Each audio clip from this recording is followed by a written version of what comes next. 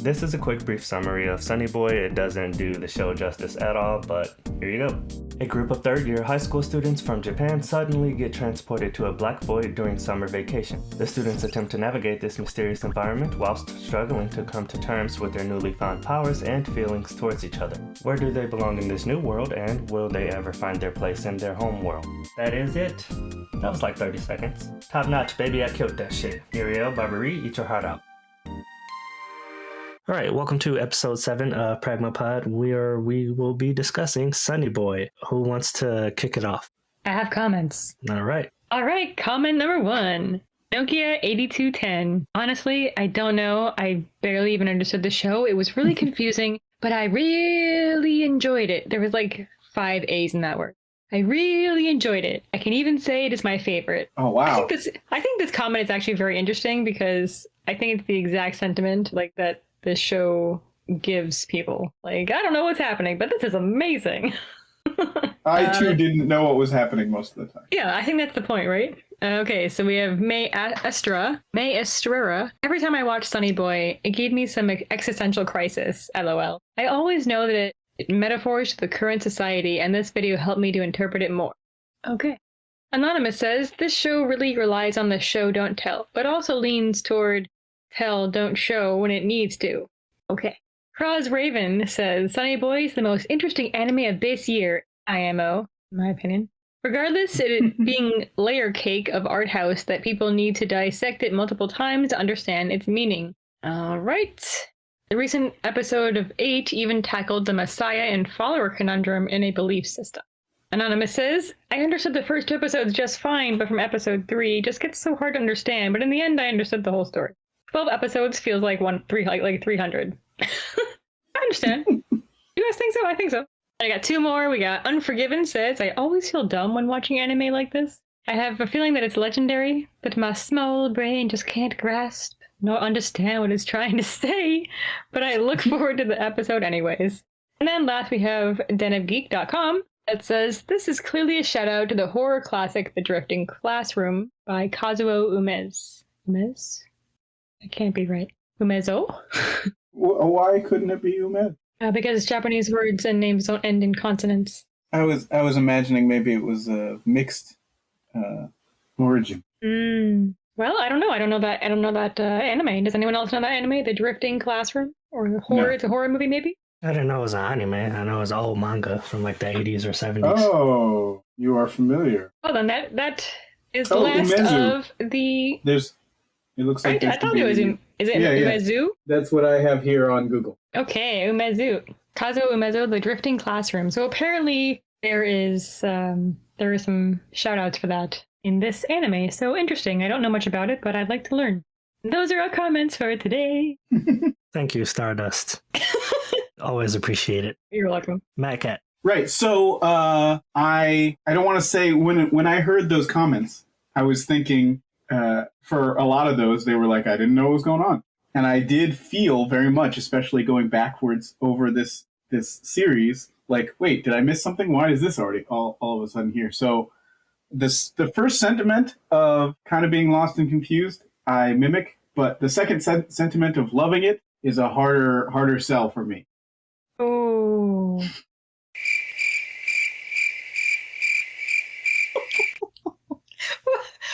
Okay, why? I would also like to say what that. What the hell was that, Stardust? I just want to know why. Before we get into that, I just want to mention, like, I don't know if you guys, because, and I appreciated it, there wasn't like an opening intro song, right? So they just jumped right into whatever they were doing in the episode. Mm-hmm. As a result, I never knew what, and I guess I could have done some more research, but I saw some conflicting reports as to what each episode was called. So in my notes, I ended up just naming each episode myself. So I'd like to go down and just tell you the names that I came up with. They're simple, but I just thought to set the stage for the feeling that I was in. So yes, I'm so excited. Episode 1, I labeled fascism. Episode 2, capitalism. Episode 3, lying flat. Episode 4, bread and circuses. 5, icons and idol. 6, prophet. 7, belief.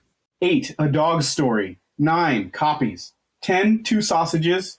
11, Dying is Magic. And I didn't actually label the last one, but, you know, I just wanted to get that out there. I started to notice a pattern at first, and then there wasn't a pattern anymore, so part of the reason I was lost. Back to you. I think Two Sausages is also a title of a very different genre. Do you remember the Two Sausages? I mean, which two sausages are we referring to? There was a scene where they're talking to God when the principal is saying, we should probably have you probably sent it to me to summarize it, I'm sorry. But they're talking to God / principal, and he's explaining how they have to kill war, right? How Azakaze has to kill war, and he's like, oh, and I know you can do it. And then there's the shot cuts to 2 sausages, one sausage and then another sausage diagonally over it for like 4 to 5 seconds. And then they go on with the rest of the episode. And I thought, ooh, this is a nice little foreshadowing. I bet somebody's going to trip over that sometime, or it's going to be a trap. I never saw those sausages again. So I mean, that's not the foreshadowing I would have gone with, but yeah. What is the foreshadow? Was it, you think it's like a swords duel, or like a homoerotic thing, or what are you saying? I mean, I honestly didn't notice them, but now I can't not think about it. The dueling sausages. Because the principal is only in, a handful of scenes, so every time I see him, I think, oh, this is a really important thing that he's saying. And then he says it, and then 2 sausages. I was like, I felt like my brain was supposed to be turned on at that point to a certain... Did you see the sausages, Kip? No, I don't remember them. Okay. Are you saying your brain wasn't turned on to the sausages? I went back, I rewound, and I was like, did I imagine those sausages? And they were there again. That's a whole other podcast. I dream of sausages. It was the same episode. What's happening? It was Mike the episode telling us about himself. Go ahead. You can look. In fact, oh man, I wish I had. Oh, it was at minute 9 something. 90. If you go to minute 9 in the episode, it was either 9 or 9. You what? Anyway, we're just gonna do that right now. I would like take bets on who would actually go back and look for these sausages. I would bet money that there's an image of 2 sausages in this episode. I believe you. I'm going to give it so to much you. That I named the episode 2 sausages. Yeah, so clearly they must have been. It would be hard for me. Memorable. Okay, can we move on? Yes. Did you want to summarize the entirety of the show, Kip? No. You want me to? Or okay. That was what I was going to do before the start. So no, you don't have to worry about that. Oh, you're gonna just do a little. I'll do it on my own, and then sanitized summary. Plop it in. I'm gonna summarize it. All right. So, MadKat. Yes, you have questions. Is that what you're doing? No, I don't have no questions. This is your turn to talk. Oh, I was passing it off. I felt like I said. You talked about sausages for 5 minutes and then decided, you know what? Okay. So the first, what I really wanted to say. I didn't want to hog up too much of this spotlight, but let me go over in broad strokes how I felt about the whole show. So I was excited to jump into it because at first I was like, oh, Sonny Boy, the title, I saw the cover. I was like, oh, this is going to be, Chip's going to get me, even though... Did you just call me Chip? When you need help, just call Chip. Chip's going to show me another slice of life, is what I was thinking, right? Really? And then Wait, like... hold on. I'm sorry. I'm going to interrupt. Really? Have I ever picked a slice of life for this podcast? Not for this podcast, but, in our history, in our colored history. I'm talking about that one time where I had you watch like one episode of Amanchu. I watched 3 episodes of Amanchu. Anyway, what I was saying was that's what I thought. And then like 3 seconds in, they mentioned superpowers. And I was like, ooh, I like superpowers, right?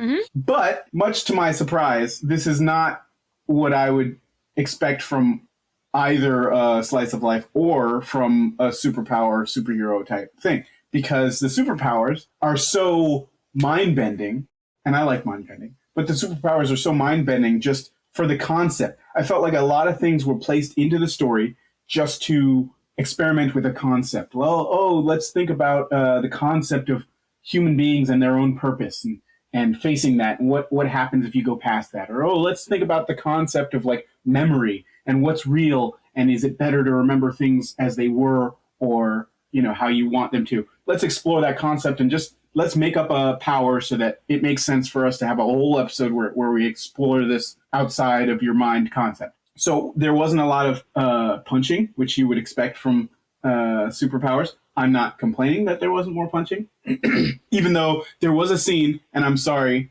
to bring up food again, but there's a scene where the teacher, there's the one guy, he's practicing like his sumo wrestling, right? And the teacher with the big boobs, you know who I'm talking about. She comes up. Aki sensei. Yes. Yes. She comes up to the guy who, like a turkey leg, it might have been a chicken leg, had just fallen out of his pants, and she picks it up and she like smacks him over the head with it. Do you remember this? And I was thinking that was like the weakest slap I've ever seen in anything with superpowers. Like it was definitely not an action-oriented show is what I'm trying to say with that. And that's okay, because even though it reminded me of very high concept like science fiction stories where it's like most of the dialogue is set up to just explain what's going on rather than to include subtext and like backstories that are hidden and come out naturally. It's a lot more of like people are experimenting and people are, oh, what are we going to do next? And, oh, what did you say there? What does that mean? And they're looking for clues, kind of like a mystery. Even though by the end of it, I didn't feel like it wasn't a mystery either, because if you're going into it thinking, oh, there's a big answer at the end of it, and let's see how quickly I can come up with it before they end the series, that doesn't seem to be how it's structured either. So it keeps you guessing, and I appreciate that. But then I was still guessing at the end, which I less appreciate. You wanted it to be more wrapped up and be like, oh, okay, it all finally makes sense. It all led up to this. Well, it doesn't yes, like I want them going back. And there's something I appreciate. There's a lesson, maybe, where Maybe. Rajani, he doesn't go back with them to the real world, quote unquote real world, right? After he sees the homesick dimension, right? Because he's like, oh, maybe I do the same thing. I'm remembering the world as like this golden quest treasure at the end of the rainbow, but I should appreciate what I have here, right? Right. And what I very much appreciate, because I hate those stories where somebody gets thrust into I shouldn't say hate, I'm sorry. Anyway, it's frustrating for me. It's frustrating for me to listen to these stories where people get thrust into a fantasy world, or they're turned into a mystical creature, or they're a ghost, nobody can see them. It's so frustrating to me that the whole story is spent like I have to get back to normal, and I'm like, no, like I see your life and my life is normal, and you can't convince me that being a giant monster or being in a world of like wizards and dragons wouldn't be better. Like, especially if they're kids. Like sometimes they have kids, they're like older adults, very rarely. But sometimes they're older adults and it's like, oh, I got to get back to my kid. I don't know how my sick mother is going to need me to take care. I can understand that as an obligatory thing, but in pure, like, what life is going to give you more possibilities, what should you explore? No, getting back to normal, I have no interest in that whatsoever. So basically, I appreciate you don't like the whole like isekai anime genre as like a genre. Well, sometimes they're not about getting back, right? Like this one from the very beginning, I was like, oh, I wonder if they're going to get back. I wonder how they're going to get back. But sometimes, like I used to watch No Game, No Life, right? And it seemed like it was all about, oh, how are we going to show off our big brains in this world, rather than I have something to go back to, right? But when the main characters go back to their normal lives, it was so sad. It was, wasn't it? I'm like, oh, I don't think any of you should go back, actually. Like, what are you even going back to? Yeah, like they were thinking, hey, we're almost there. Hey, we're so close. I found an idea, and they were so excited the closer they got. Oh, it's the light. You can almost grab the light. They were so excited. And then they were so angry when they were given setbacks. The class as a whole would get angry. Hey, you're keeping us here and all this stuff. And I have a hard time believing that they weren't all under the homesick spell of just remembering things better than they were, Yeah, and then he tells Mizuho, he's like, oh, but don't. She was like, oh, I guess I should get a job. And he's like, yeah, sometime, but don't if you don't have to. because he hated his job, and the guy, his that's boss, great advice. abuses him. Yeah, that's great advice, honestly. Like, why would you go get a job if you don't have to? Yes. Like, so who as would do tragic that? as it was, I appreciated them finally being like, yeah, maybe your life isn't so great. Yeah, at first I was like, oh, like, what if they can't get back? But then I'm like, what are they going back to exactly? Their lives kind of suck.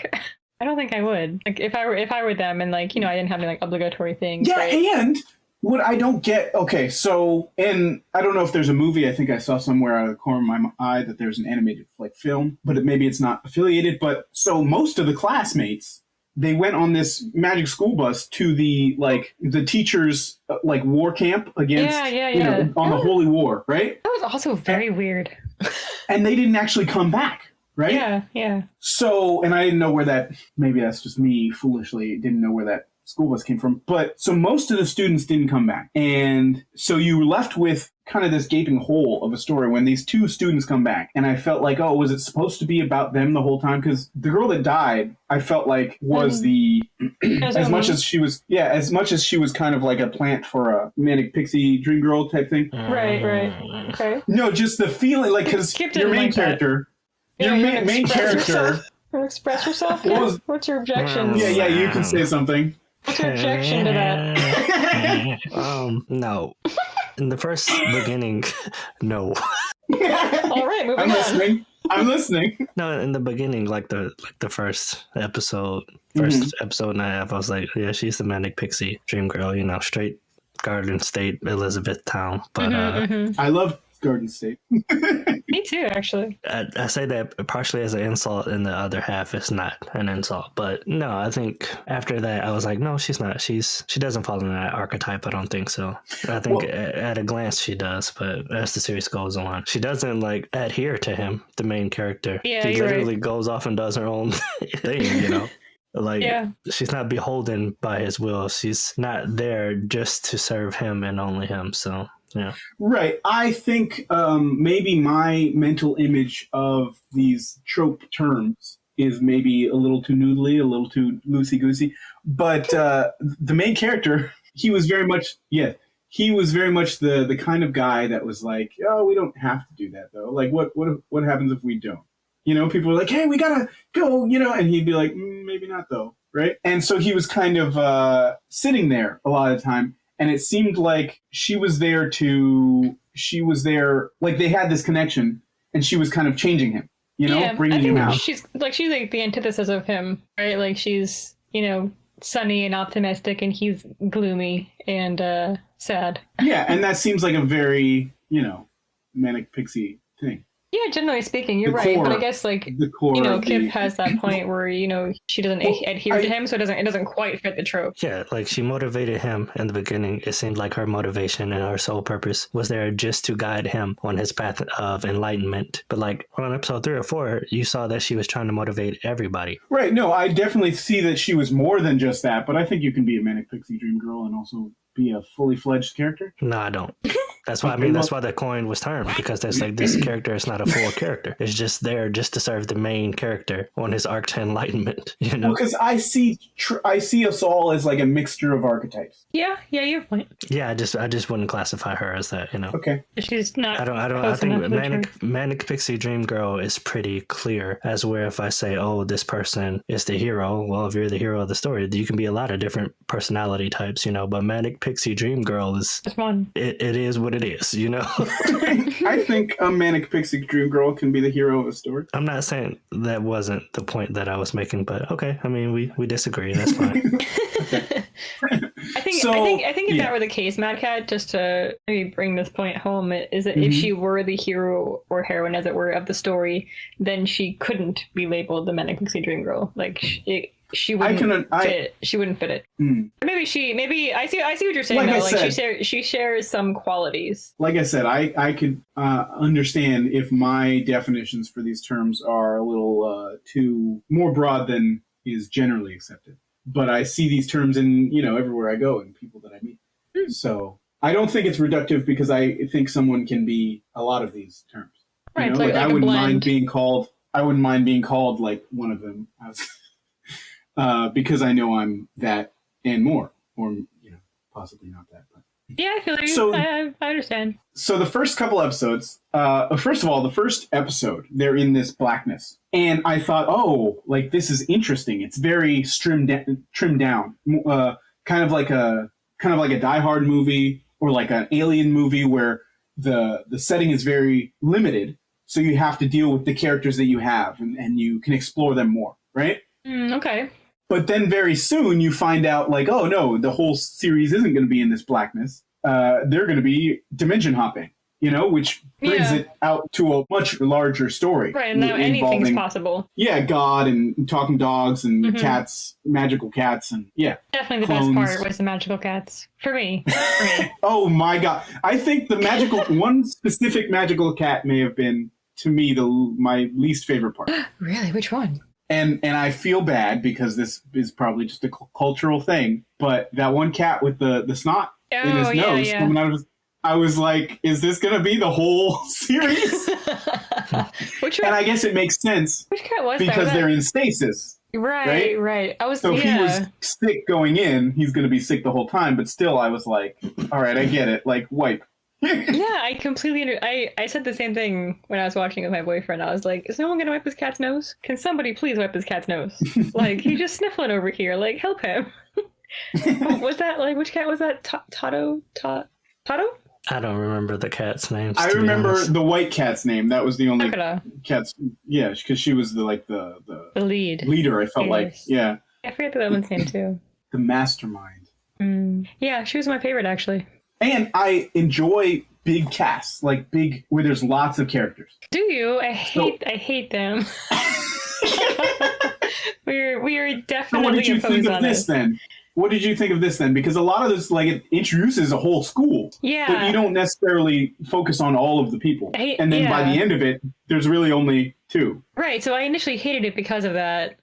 I'm like, oh God, there's so many characters. I'm never going to remember everybody. Like, who did what? Who has which power? I can't. What's happening? I don't know. So it sounds like your arc, your experience was kind of like the mirror opposite of mine. Yeah. So as you know, they cornered in, like, with other people, like, or zeroed in on other people. I'm like, oh, okay, now I can kind of follow the story a little bit better. Like, now I'm getting to know the characters more. I know who is who because, like, now they've decided to focus on, like, these characters are important. I was like, oh, good. I can cast all the other ones away because I just don't have the capacity to remember that many people's faces.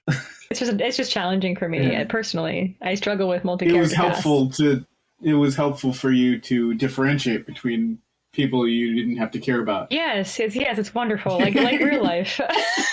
I'm sorry, it's true. No, I mean I can understand that instinct because it is mentally taxing to know a lot of people and to keep everybody's, like, little lives straight. It is. I mean, there's just so many details, and just but the one, mental even just tax, one face. The mental tax can be fun though, like solving a puzzle, right? Oh yeah.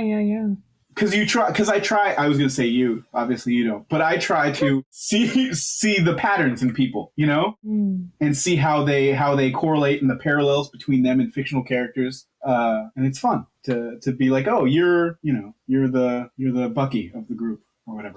Like Sonny Boy. That's my getaway of getting us back on track. Go yes. ahead. Okay. So the girl who could read people's minds. Do you remember what her name was? Poor girl. Yeah, I felt so. As soon as she was like, I can read people's minds, I was like, oh no, that'd be the worst superpower ever. No, I loved what she did. It's like, I think she handled it well. She was just unlucky in love, right? If she hadn't been unlucky in love and physically, because she was also stuck in the stasis where she, I guess, had a broken arm for 2,000 years. Yeah, I felt so bad for her. Like, oh, this poor girl. But she was a trooper, Yeah, she was.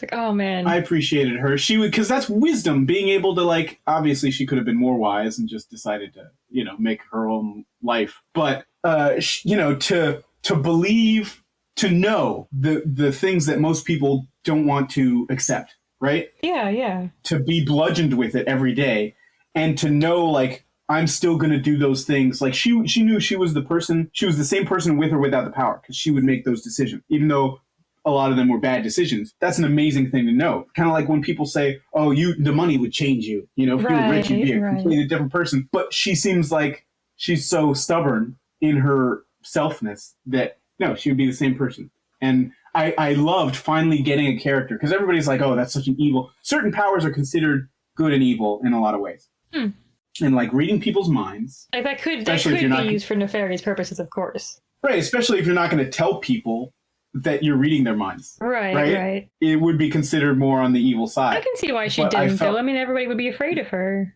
Right. It makes sense not to tell. And also, she's not like a mean-hearted. I felt like she was acting in good faith. Yeah, she wasn't trying to manipulate people. She was like just trying to like live her own life. Yeah. And I appreciated her struggles, because it's like she knows something, but she can't tell people how she knows. So she has to like kind of just go along and hope that people, she's hoping that people are smart enough to pick up on clues. Yeah, like she wanted to out Aki-sensei. Like, she's not good, you guys. Like, she doesn't have your best interest at heart. But she couldn't say why. Yeah, but she was still going, even though she's still following along up that mountain, hoping to do whatever good she can, even though she's got hurt ankle and all this stuff. I was like, she's a hero to me. Really? Is she your favorite character? Yes. Are we doing that now?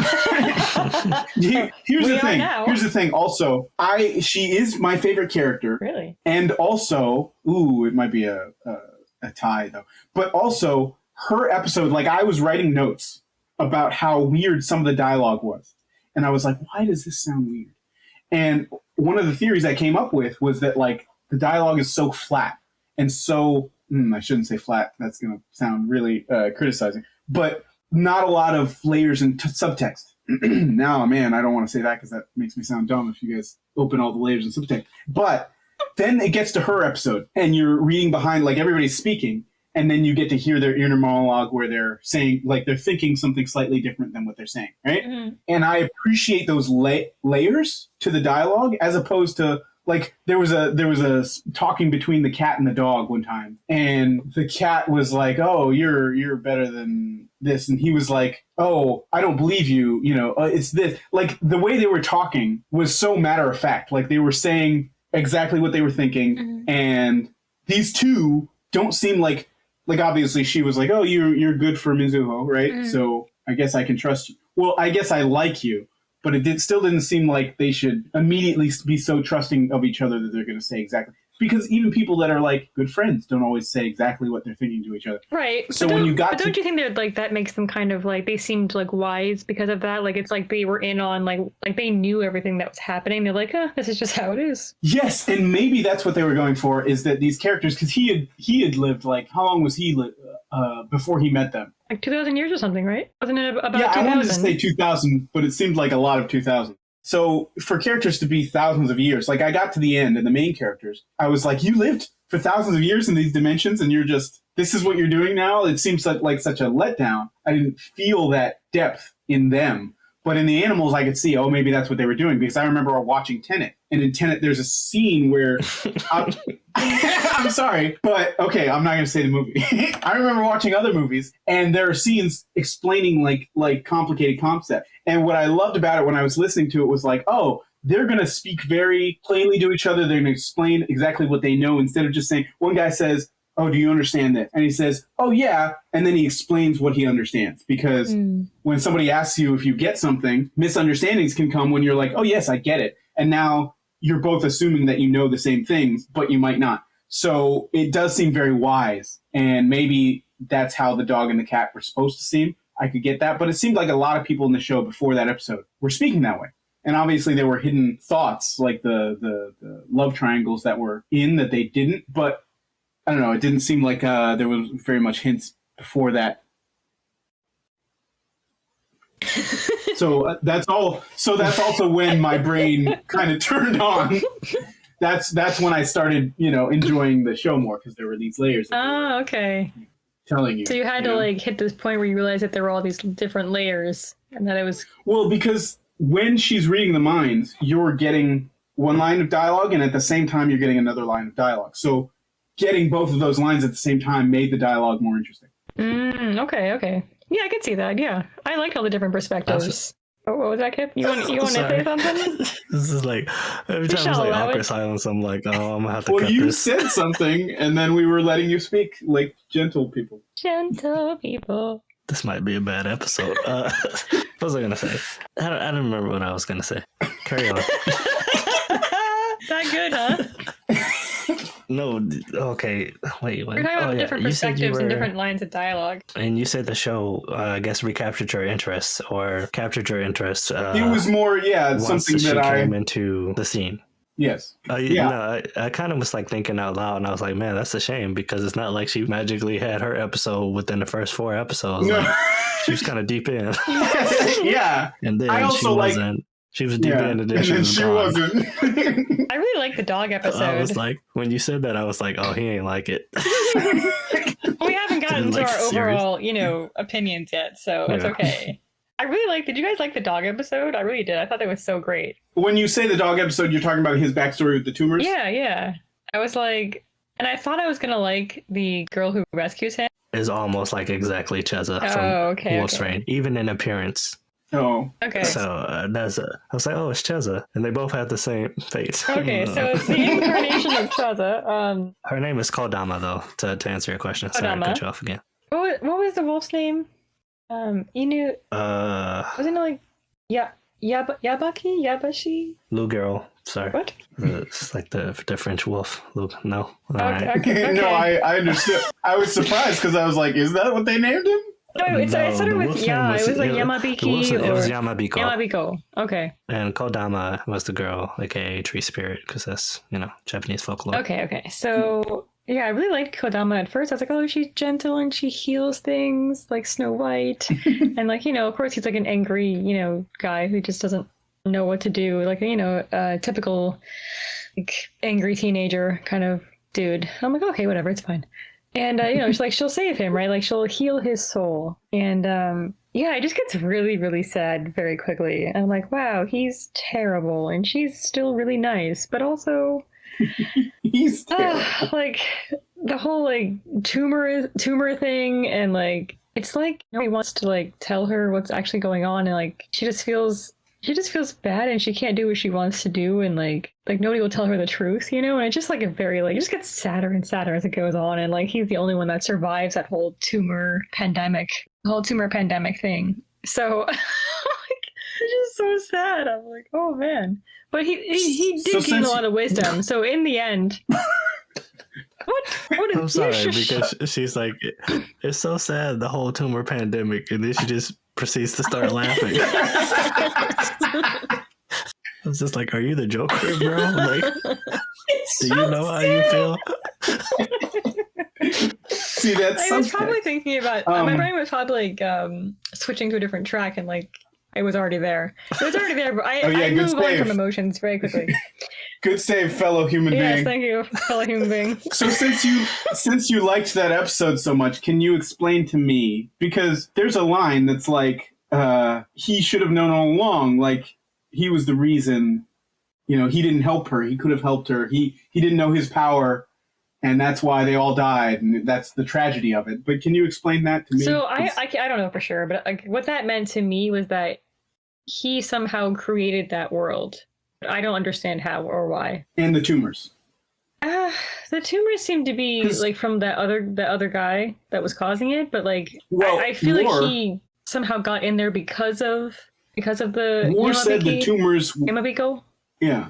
It almost seemed like he created that world because of his feelings, and like I can't be sure, but that's what it seemed like. So like he always had the power to get rid of it, but I just don't know how. I don't understand. Kip, do you have an idea about that? Do you have an opinion? Do you have an insight? Do you have a comment? No. No, I'm joking. What were you saying? Yamabiko, and why was it his fault that, Kodama said that he could have ended it at any time? Or like he said that he could, but he just didn't understand it at the time. So like, how is that possible? And I surmised that, maybe he created this world and this tumor, and like the guy who gives the tumors, and like somehow he's controlling the world through his own feelings, but I don't understand how that could be possible. But anything's possible because it's this world. Oh, yeah, it's this world. Kono Sekai. That got really confusing. Like, how did he not save her? So how did he cause, like, what are the tumors supposed to mean? Because at one point he says, I saw the mistakes she was making, right? When she's trying to figure out the tumors. Goddamn mother. Sorry. Yeah, somebody put that shit on silent. Okay, because I did turn down my volume, and I was like, was that me again? It was me. I knew who that was. But yeah, he says, I saw this mistake she was making, but it doesn't explain like what those mistakes were. So it's like, is it because he knew, like, subconsciously that she wasn't going to be able to fix it because it was coming from him? Or, I don't know. That's what I was getting at. I thought the meaning of that whole thing was that he idolized her, so he didn't want to tell her she was wrong because he wanted to keep her up on a pedestal being better than him. So he didn't say anything. He was just a dog. Like metaphorically, he was a lapdog that just, put himself beneath her and followed her, and how you shouldn't do that. You should think for yourself in all, situations. Even if you're around someone that is supposed to be so much better, you should still think independently. That's how I made it make sense in my head, everything, but I doubt I'm right.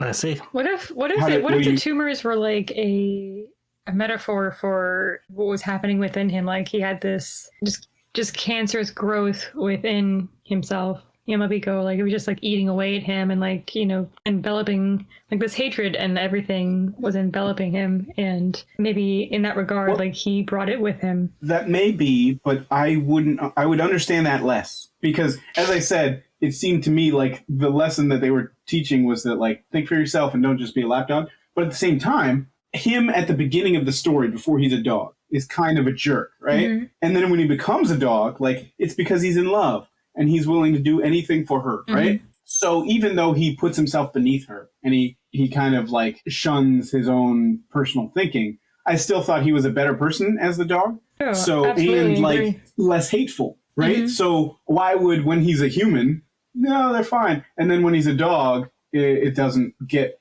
finer. Because I would think, because dogs, they're not supposed to be so hateful. I have the scars to prove it.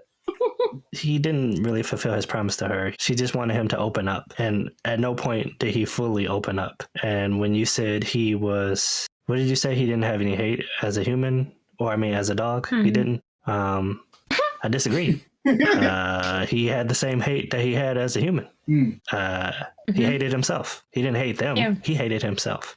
So he just tried to redirect it, and he just never acknowledged.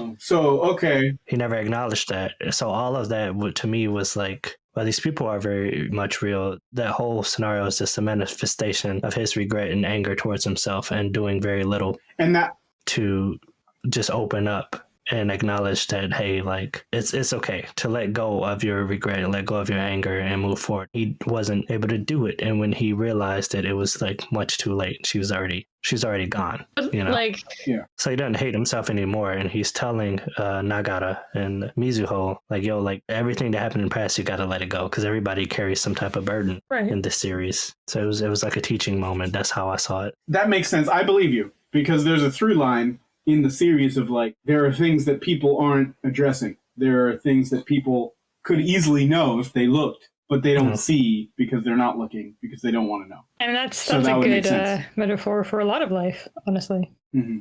All right.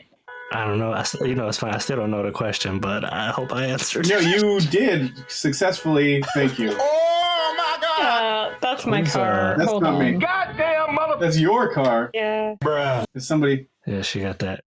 I couldn't think of a joke. I was trying to think of like an old shoddy car. And then my brain was like, bitch, you ain't even got a car. Your brain has integrity. Well, I'm not so sure. Wait, what does integrity mean again? It's like self-respect. Yes. No. Essentially.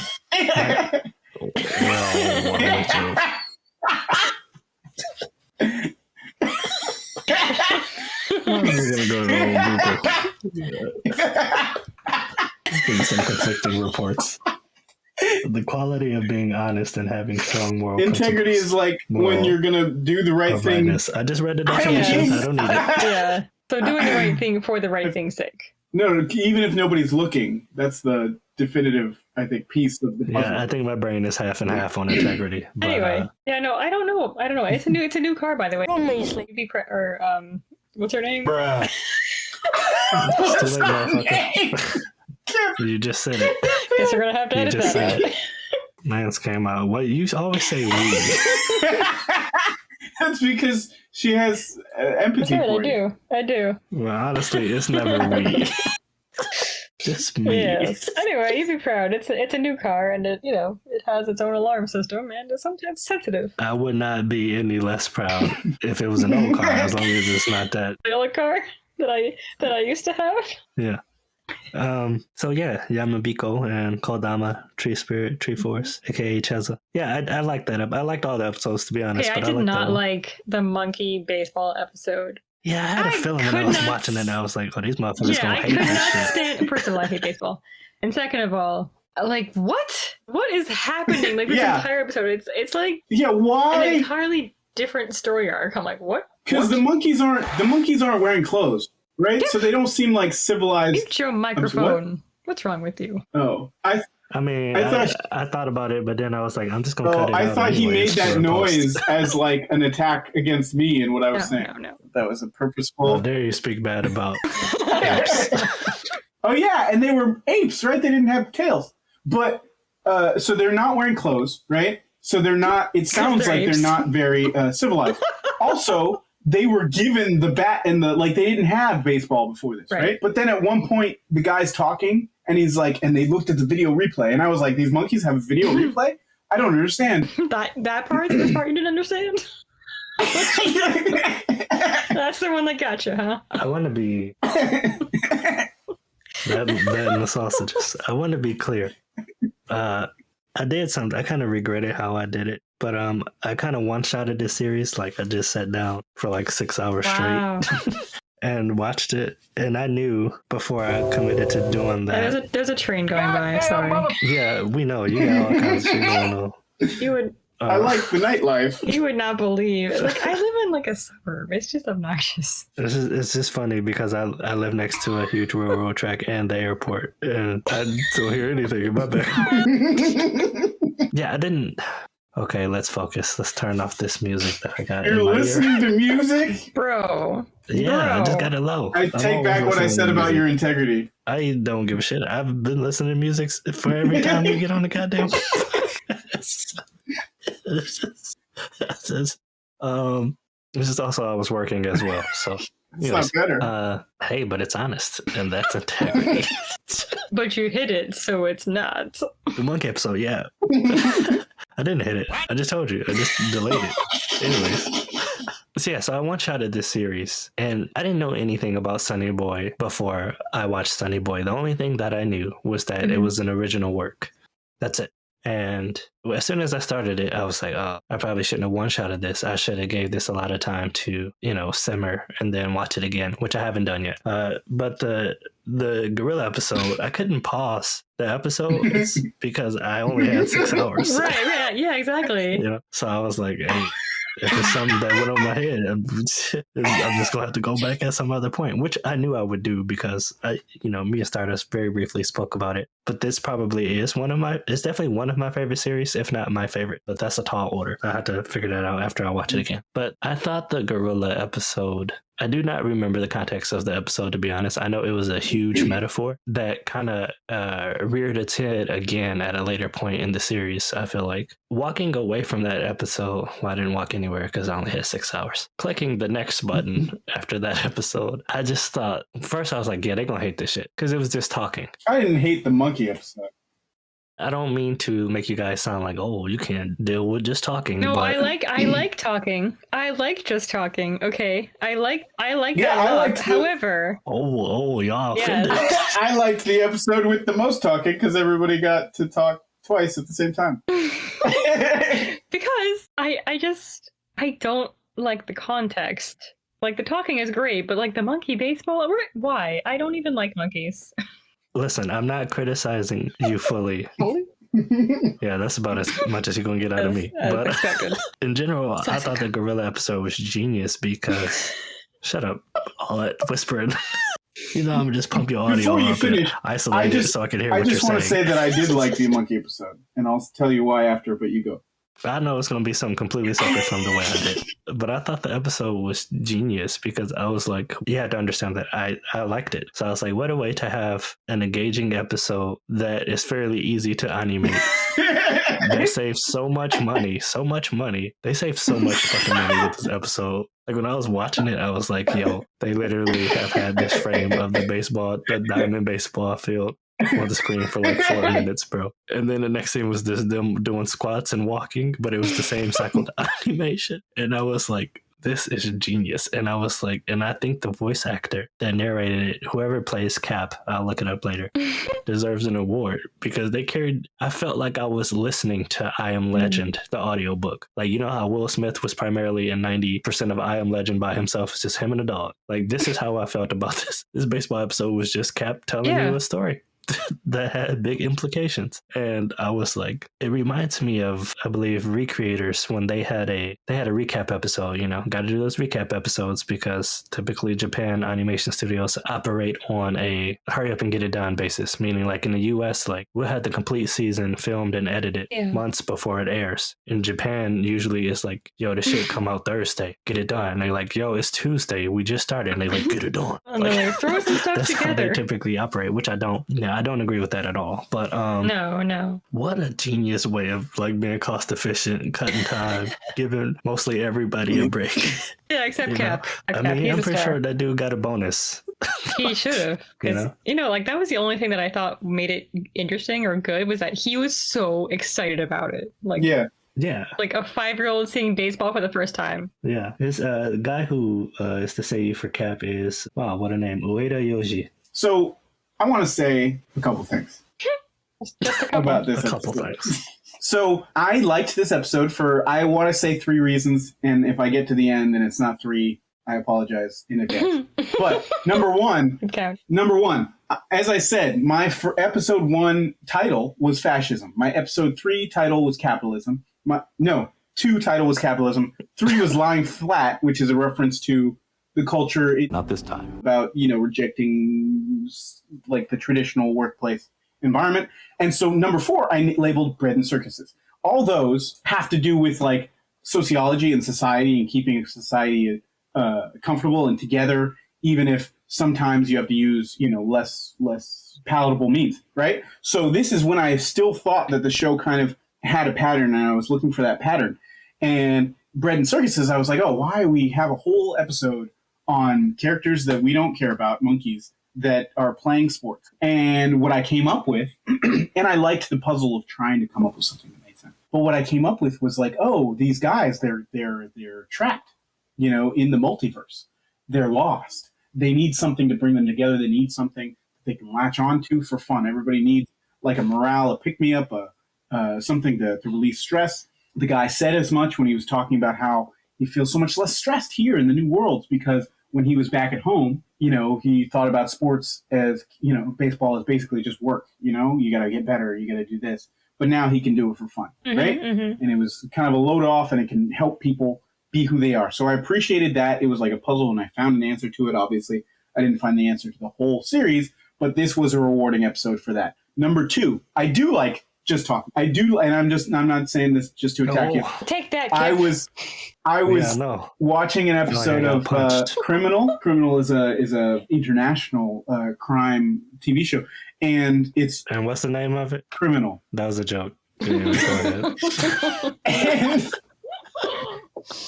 and it usually starts out they're showing you the perspective of the camera in the interrogation room, right, of this police station. And it's funny because it's international. So they'll have like Criminal UK and they'll have Criminal Spain and Criminal Germany, right? Mm-hmm. And it's always the same set. So in terms of like appreciating the cost effectiveness, I can see it there. But they usually start in the interrogation room when the suspect that they're interrogating is talking straight to the camera because, you haven't seen the cops come in later, the camera pans to the cops later. But they're talking to the camera about why they're innocent or why they have no idea what's going on. And then the whole show, you don't see before they got into the interrogation room. You don't see after. You don't see anything outside. So you have to make your own decision as to how guilty they are while you're watching, the cops talk about the evidence, the suspects talk about their perspective, right?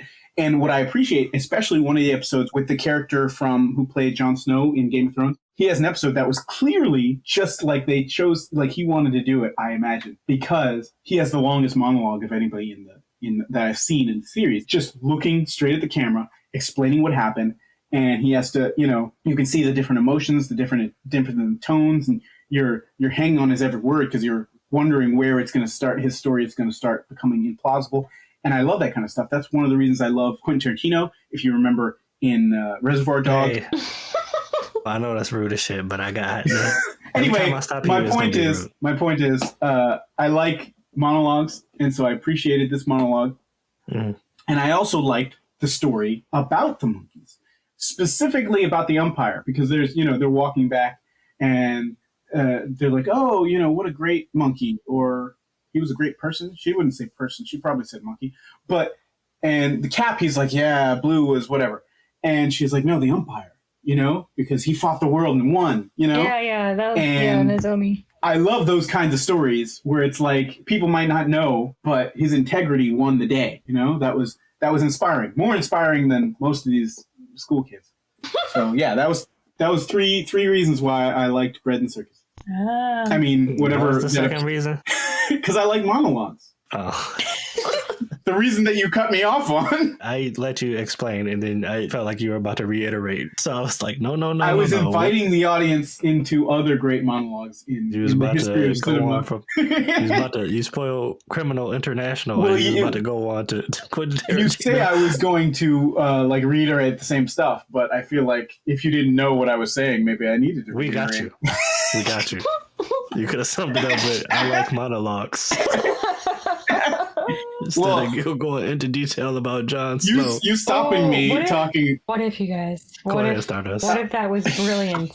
MadKat. I'm sorry, MadKat, Stardust. what if you're brilliant? Go ahead, MadKat. MadKat, what if you're brilliant and you just had like you're like, I love monologues, but you didn't want to tell us. Yes. You wanted to show us with a monologue. Oh, well, I thought, yes, that's maybe, no, not that, that's not my brilliance. But what I thought you were going to say, what I was hoping you were going to say was I was proving. Why do you make him do this? I don't know. Some part of it's What fun. I was hoping you were going to say was that I was proving that I liked monologues more than Kip. Oh. I don't. This, you know what this harks back to is when we were discussing Wonder Egg Priority, and I said pick your favorite character, and you were like, "Well, I was gonna pick her, but she picked her." So, and I was like, "It's not a competition. Like, if that's your favorite character, you could pick it." And when you just said what you hoped she was saying was that you liked monologues more than Kip, I was like, I don't give a shit, and neither should you. You said I wouldn't like in fact, you said we would hate the episode. Listen, my snarkiness did not allow me to word myself well, so I didn't articulate well. I apologize for that. But no, like, I believe that I don't. This is not relevant to anything. I'm just going to wrap it up with I didn't articulate myself well. No, I think you did pretty well, and I think I articulated my point pretty well too.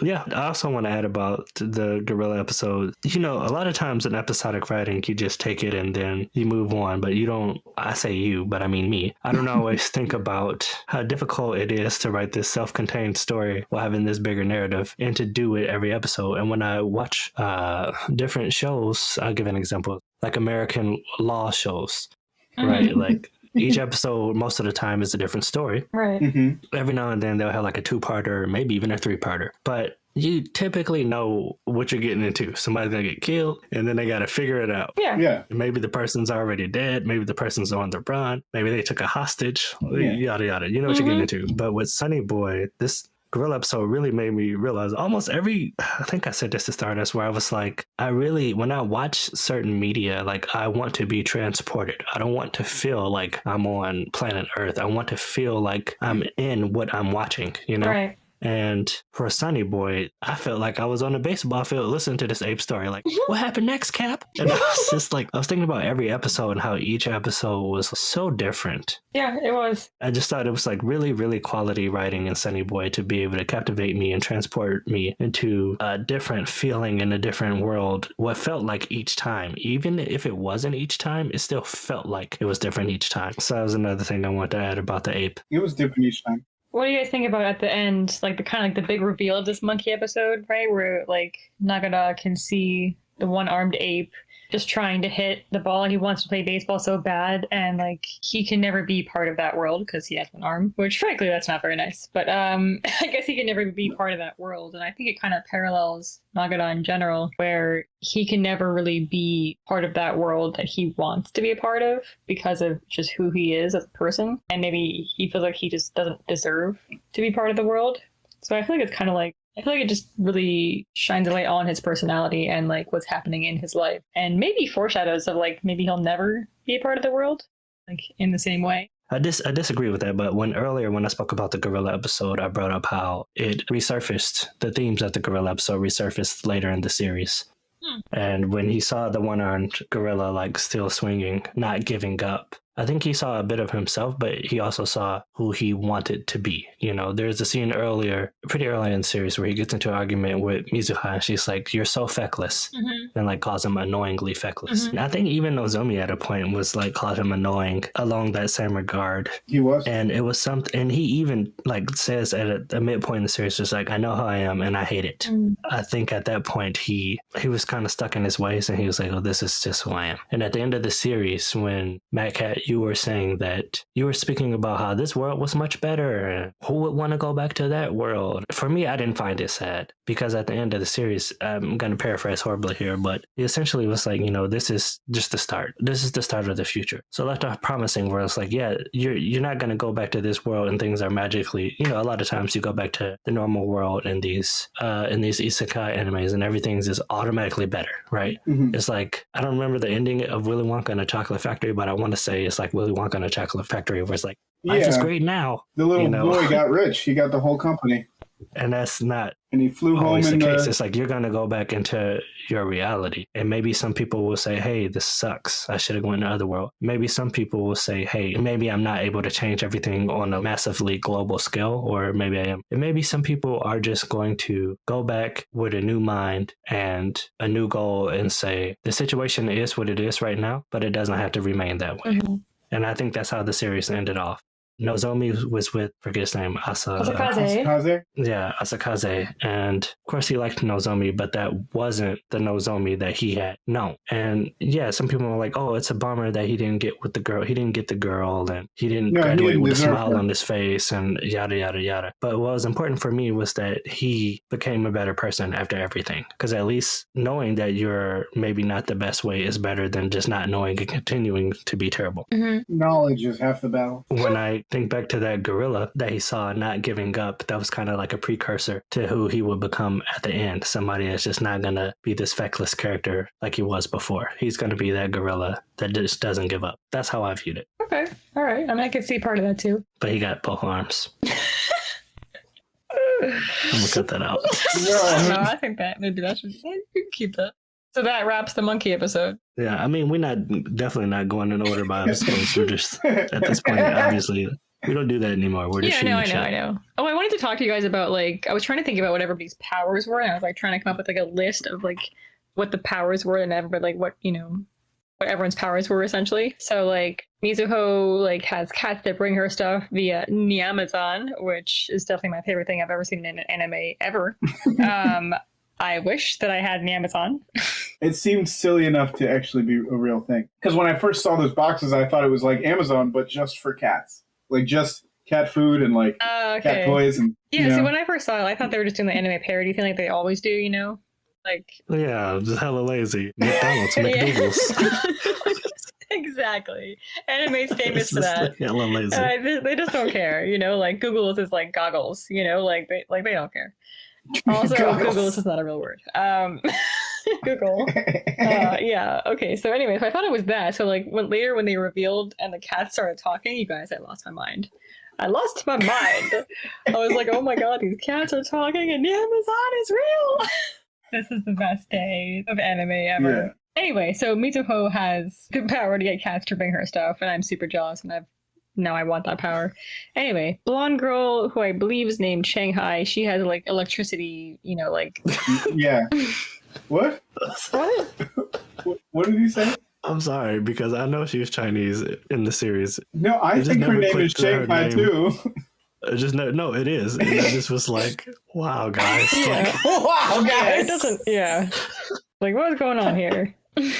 She's Chinese. Name her Shanghai. Like, yeah, that's the only Chinese name that we know, I guess. What's your name? My name is Guangzhou. It's like, okay. Anyways, go ahead. And then like Cap can like punish anybody, right? I guess like that's like his thing. No. That was the darkness world's power. But what was his power then? Like he could lift. He could like. They asked him because he just like did a lot of heavy lifting and stuff, and he was just like, "Oh, it's boring. You wouldn't want to know." You don't want to So he know. just like lifts heavy things. See if he said.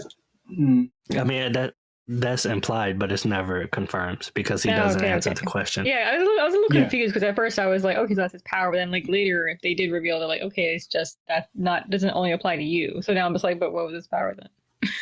Anyway, so and then we have Nozomi, who is like the compass, like to get to go to different worlds or whatever. She can see where they're supposed to go or where they could go. I love that power. I thought that was super cool. I was very excited when I first saw that power that she had. That I liked her a lot more at that moment. And Hoshi, I guess, can show people futures, like visions of the future, possible futures. He was like an illusionist. He could show you illusions, and every time when he would manipulate people, he would clasp his hands together and show them, "Hey, this is what could happen," and that's how he always got his way. Okay, so he could like manipulate, like what might happen, but it could happen. And then Pony, the girl with the long ponytail, which I just not put together. Yeah.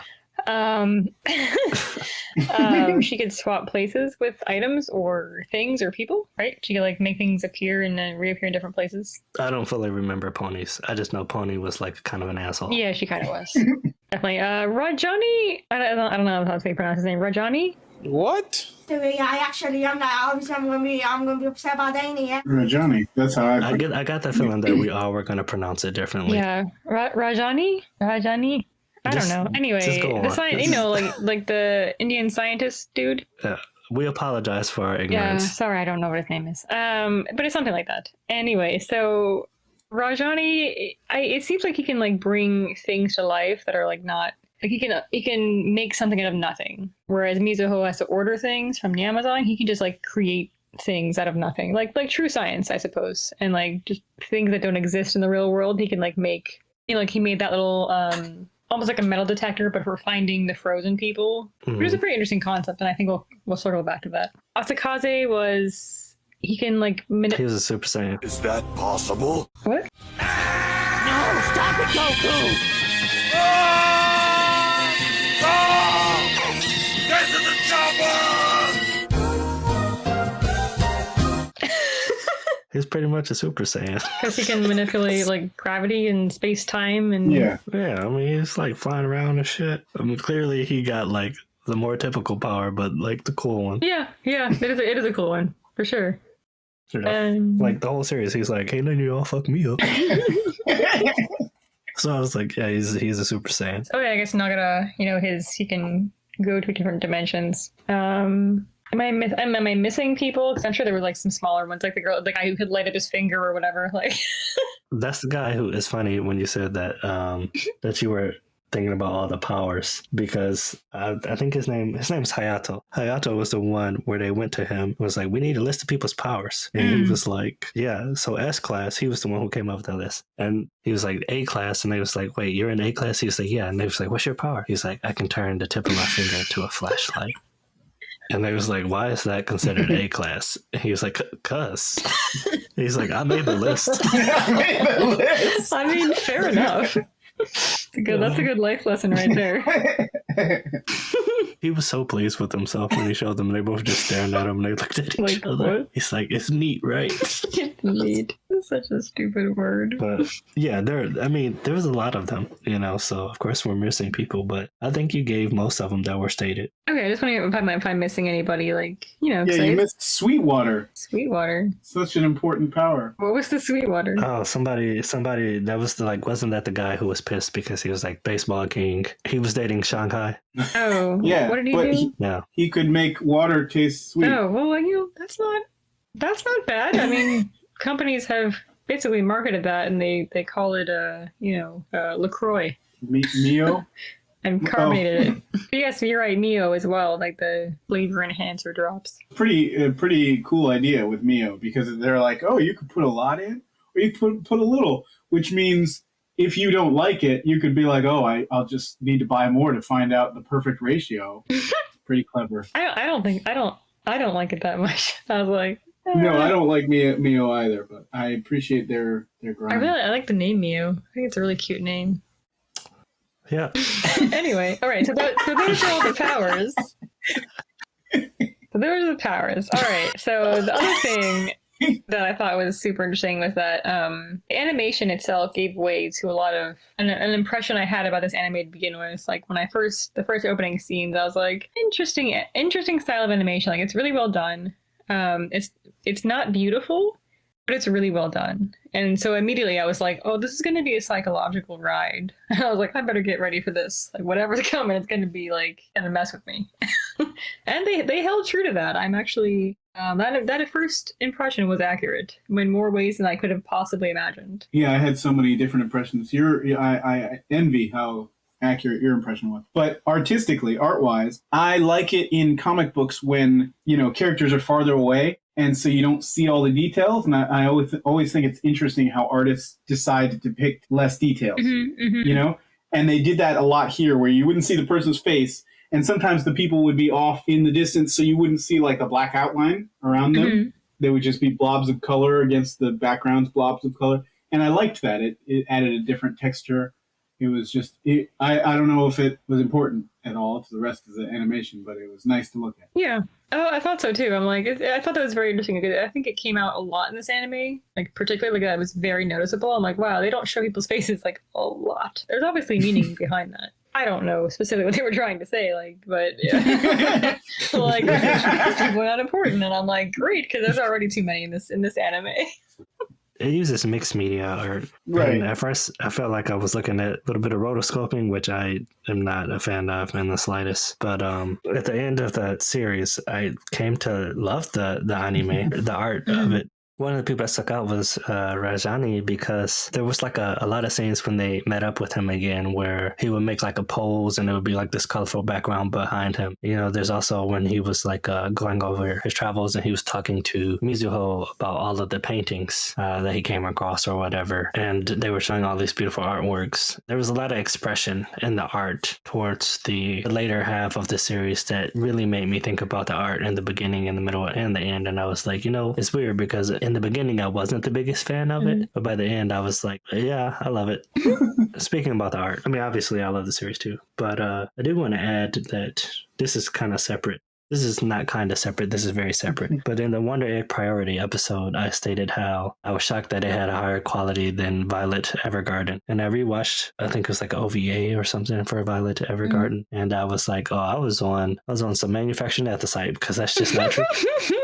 Violet Evergarden is the epitome of just like a masterclass in quality as far as artwork goes. Yeah, it's beautiful. It's beautiful. Going back to Sonny Boy, another thing that was phenomenal was the score. The OST, in my opinion, is excellent. I believe they said Shinichiro Watanabe curated the score, him from Cowboy Bebop and Samurai Champloo, etc. And there's a lot of times where you'll watch an anime or a film and you'll hear like a particular song and you're like, oh wow, that was great. Let me go look this up. You might buy the album. For me, you might buy the album and you're like, well, the album as a whole isn't that great, but there are some songs, maybe like 2 out of like 20 that are good. Obviously, there's a caveat with Hans Zimmer, like most of his stuff is good.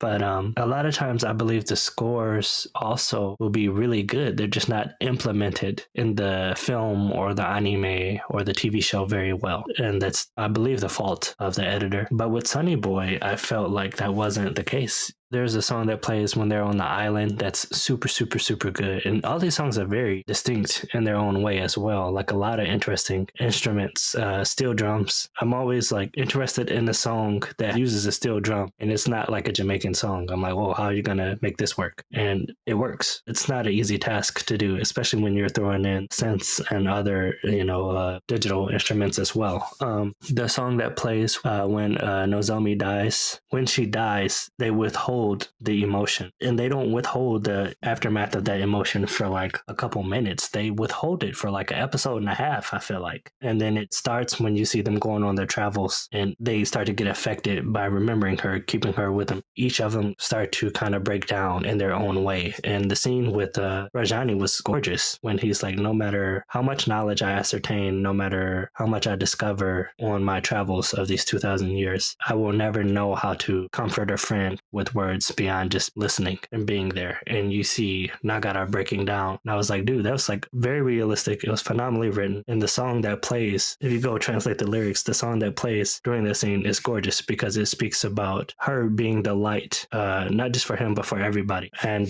there's like 14 more songs that are just very, very, very, very well done. There's another song by, I believe, a Taiwanese band that plays when they're going on their travels after they first discovered that she passed. I won't go on and on about the soundtrack, but I highly recommend anybody listening to this, I highly recommend you check it out. Even the song when they're at the very end, when they're like running through the dimensions to get back to their world. That song I that really plays. like that song. I like Excellent. that. Excellent time to use it. Excellent way in audio leveling, really increasing it at the peak moments. Mm-hmm. And it really took that scene and elevated it. It did. Because if you remove the song, it's still going to be a great scene on its own, as it should be. But the impact is not going to be as monumental as it was without that song. Really, really excellent editing in Sonny Boy. Yeah, I feel like I rambled a lot. No, you made some good points. Good game. Did you say good game? Yeah. What is that? I don't know. So you guys didn't actually say your favorite characters, did you? I did. Well, I was gonna say that mine was the girl that could read minds, but you said it, so. Oh no. I got the low hanging fruit chuckle that I was waiting for. Stardust, you say Yamabiko is your favorite character, or no? I liked Yamabiko a lot. Towards the end, obviously not at first because he was kind of a dick, but after 2,000 years of being a dog, I liked him. It's not very forgiving sounding. That's all honestly. anybody needs. So basically, I have high standards. Anyway, so no, I really like Sakura, like the cat, because Of course. one, I like cats, and I agree with that's you, not, MadKat. that's not. Anyway, so I really like Sakura because she really cared about Mizuho. You know, she's like, I have to help that girl. She can't make it in this world on her own. You know, like this cat was just like. She just wanted to make the right decisions for this girl, and I just thought that was the sweetest thing ever. Even a little misguided, of course. And then, obviously, when she started talking, I just lost it. I was like, this is amazing. Also, true to cat form, they just knew everything that was going on. Like, they knew what was happening. It was like the first time where I'm like, the cats planned all of this. They did everything. They know everything. And I was like, oh, yeah, of course, because they're cats. They're mystical like that. So, yeah, I really like Sakura. She seemed like she knew what was going on from the beginning. What's that, MadKat? I as you may know, I sort of have a cat. And so I get criticized for bad things I've said in the past about cats. Can we just point out for a second that your name has cat in it? Which I just now realize is strange. Here's the thing. I think... what are you doing? I got like 3 alarms going off. Is it time for you to wake up? This is not my... Where the fuck? That is a really interesting choice of alarm. Anyways, MadKat, you were talking about cats. Well, because the cats... Stardust said, she didn't say motherly, but the word I was having in my head from her was motherly. But, the dog called her out. He's like, was it good for her or for you? Yeah. Mm-hmm. And it's easier for me to believe that the cats were acting selfishly because they're cats. And I believe cats are flawed in that way. So that's kind of what I took out of the scene, is I was like, these cats, they act motherly, but really it's more of a selfish thing than a loving thing. Like, obviously they loved the girl, but like you said, that's not the right way to treat somebody, is to like make all the decisions for them so that they are safe, quote unquote, See, I see your point. Like I said, like she was a bit misguided, in her ideals. As a side note, me and my wife watched this episode. This is the first episode she watched. So we were watching it, and then halfway through, I had to tell her, I was like, oh, and P.S., I've never seen these cats talk before. What did she say? She was enthralled. She was very into what was going on because she loves cats. Oh. So she was like, oh, good. She probably wouldn't have been as interested in the show if the cats couldn't talk. I mean, it made the anime for me, honestly. I was very excited about it. Because of the surprise. Because, like, if creatures don't talk, halfway through, you're like, oh, they don't talk. Because they're creatures, right?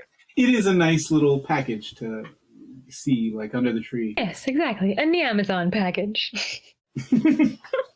Yeah, bring it back. Anyway, so yeah, mine was Sakura. And Good one. Kip, do you have a real favorite? Kip, do you have a favorite? Wow. Kip, did you die? He's gone. Bro, my mic was muted and I thought it wasn't, so I was like, I know you motherfucking hear me. Yeah, we did not hear you. I was wondering why everybody just kept talking over me. I'm like, I said, excuse me. We should do that one time and just pretend that we can't hear. We should, yes. Not today, but you know. I would just look at the download, and if my waveform is moving with yours, I'm like, they're full of shit. I had a lot of favorites. I guess I feel like the core main characters were my favorites, you know. But if I had to pick one, it'd probably be Nagara. Really? Yeah. Nozomi, Mizuho, Rajani. Yeah, that's about it. Basically, you just picked all the main characters. I mean, that was easy enough. I mean, I'm being honest. That was easy enough. Maybe also, I would consider Asakaze a main character. He was the one chosen by God to defeat war. I'm not saying he's not a main character. I'm saying that he wasn't one of my favorites. Right. But those four that I chose, and Futatsuboshi, I guess, yeah, Futatsuboshi Which as one well. was that? He was in the episode where Nagara got put into the upside down world, Okay. and they thought they were building like this. Oh, the guy with the buck teeth? Oh, Yes. that guy. Yeah, the bug. Yeah, the ant The guy. guy that got killed by the trap. Mhm. Yeah, they thought they were like building towards the Imperium, but they were going opposite way. Yeah. That was a very interesting episode. I actually really liked that episode. I related to that too, because he's Yeah. like, if we're building it to heaven, would we be going up? And they're like, that's such a dumb question. Yeah, like, it doesn't matter.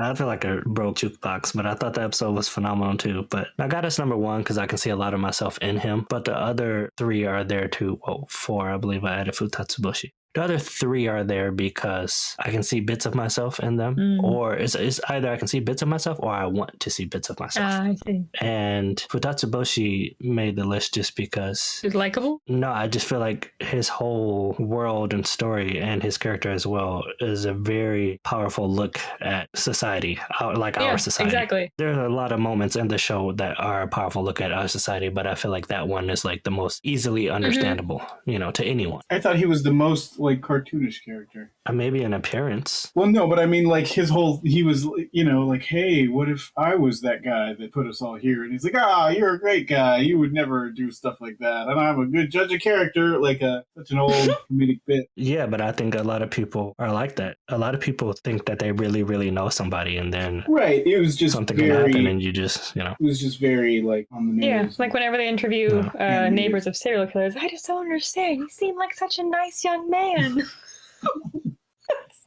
Oh, No, you went to the super extreme. that's true though. That's always the interview that happens. Yeah, that's what he seemed like. Yeah, I agree. Well, yeah, those were my favorites. There you have it. I had a question. What's up? I guess was it the first episode where I think Nozomi said it, and she was asking Nagara, before she jumped right into the other world, are you a sunflower or are you a dandelion? Like, would you just Yes. look at somewhere brighter? Just look at it, or would you run towards it? I thought that was really interestingly phrased because I didn't understand the question at first. I'm like, are you a sunflower or are you a dandelion? And I was like, what? And I just thought I was like not Yes. understanding the Japanese, and I was like thinking about it in English, and I'm like, that also still doesn't make sense. And later upon reflecting, I'm like, oh right, because the sunflower turns its face towards the sun, and a dandelion, can fly with the wind and go anywhere. I was like, oh, okay. So then I had to think about it for a minute. And I was like, okay. Because at first, I've never heard that before. I was like, is that an expression of some kind? So I have to ask you guys, are you a sunflower or are you a dandelion? Mad Cat, you want to answer first? I was going to sidestep the question because I was reading Psychology Today one day, and they're talking about... Wait, is the article or like the header of the books or articles Psychology It's Today? a magazine. Yeah, the title. Yeah, it's a magazine 'cause called... For someone that's ignorant to that. Okay, I'm sorry. So I was reading a magazine... Psychology Today one day. I'm like, what? Yeah, it's a magazine or it's also a website that posts articles on psychology. Okay. So there was an article, and it was like, is your kid a sunflower or an orchid? I think is what they said, Interesting. right? Mhm. And it's because orchids like grow you have to take special care for them, whereas sunflowers, they kind of take more care for themselves. And they were like, oh, some kids, they're more sensitive to negative environments. They're going to, you have to treat them with more care. I see. Some are hardy and like some like you're just more sensitive. And some kids are kind of just average. Yeah, okay. So like the orchids, if you take extra special care, they can grow to be these brilliant, beautiful things. But the sunflower is kind of going to be like, you can take extra care or you can kind of deprive them a little bit, or you can do great things or bad things, and they're kind of going to turn out the way that they're going to turn out. They'll always find the sun anyways. Yeah. So when I was watching the show and she says that, I was like trying to, because I'm not a horticulturist, right? I'm not good at flowers and stuff. So I remembered reading that article, but I didn't remember enough about flowers to know which one was which is why I didn't recognize that it was like orchids, I think, was in Psychology Today, whereas they say sunflowers and dandelions, right? So I was like, hey, I know this, or I should. And and it was weird because she was like, are you a sunflower or dandelion?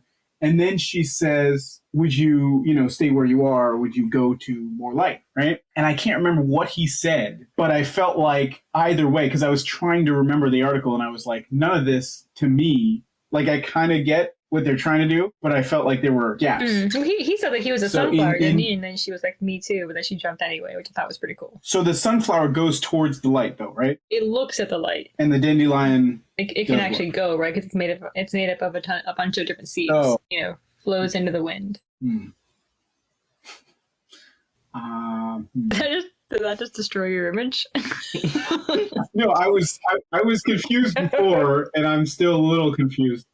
If you removed the flower metaphor for a moment, you can just remove the flower. I'm a sunflower. Okay. I can't remove this flower metaphor, that I have nothing. I'm a sunflower. I guess it's like, I think what they're saying, like how adventurous are you? How willing are you to take a risk? Are you a risk taker? Are you a risk taker, or are you, Are you feckless or not?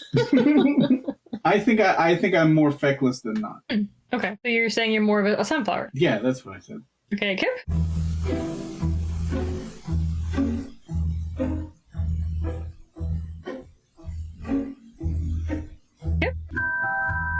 What's the question? You will shut the F up right now. Fair enough. Let's move on. But first, you have to answer That the sounds question. like a sunflower to me. I don't know. I don't think I fit into one. He's an orchid. I don't think I make a lot of sense. I think it could be either or. So what you're saying is it depends on It's the a weird situation. dichotomy, I'll give you that. This reminds me this is very short. I was in martial arts for a long time when I was younger, and they would always hammer it in about how you need to be a leader. If you weren't a leader, then you were a follower.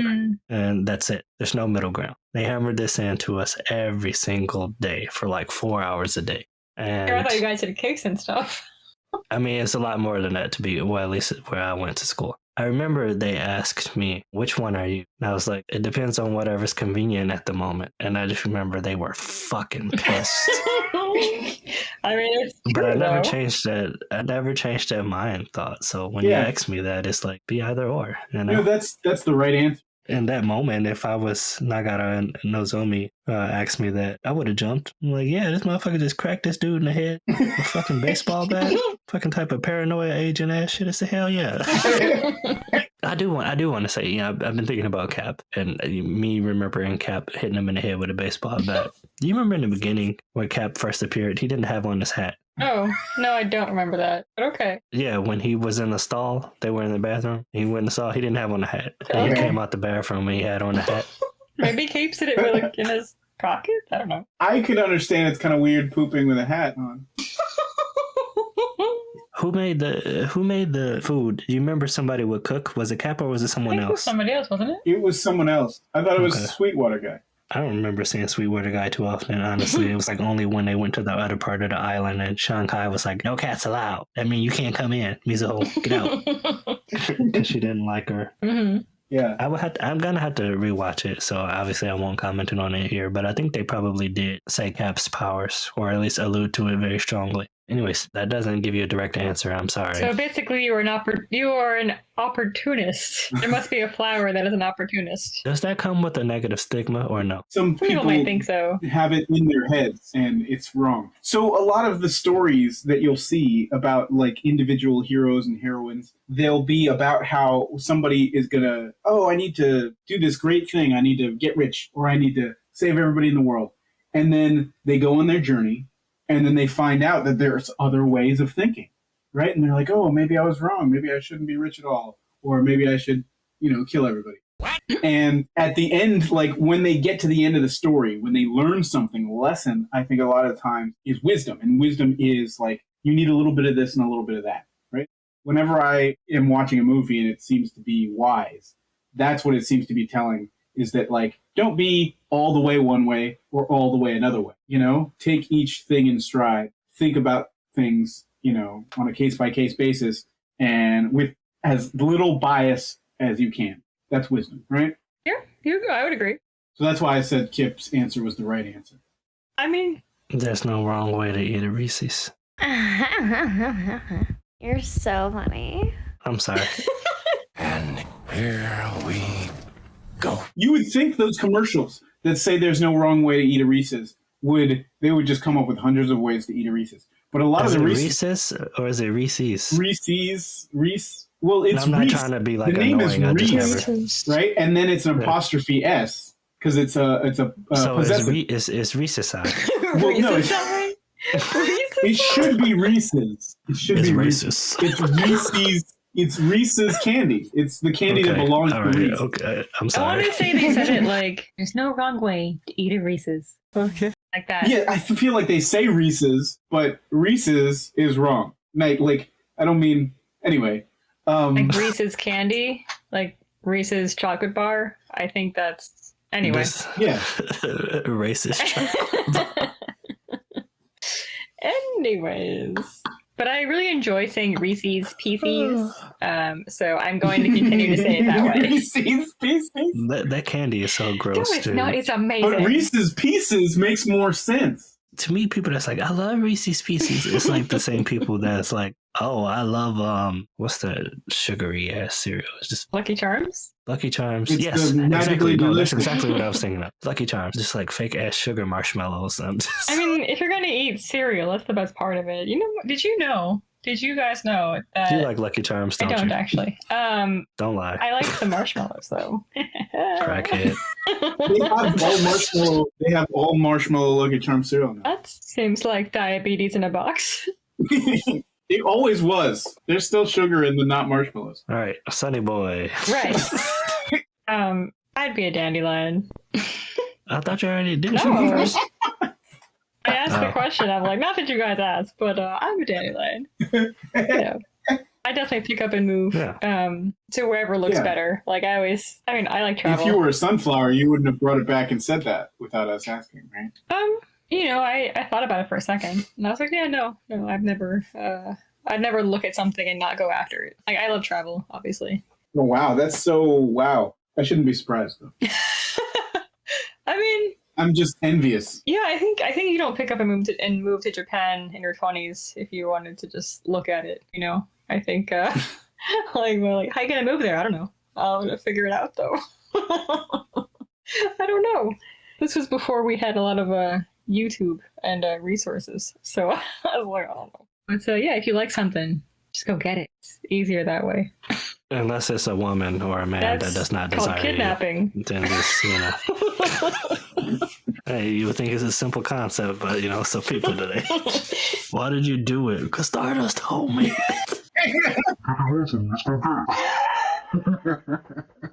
I had no choice. That would bring us so many views if somebody did that. I think I'd have more. I think I'd have other problems at that time.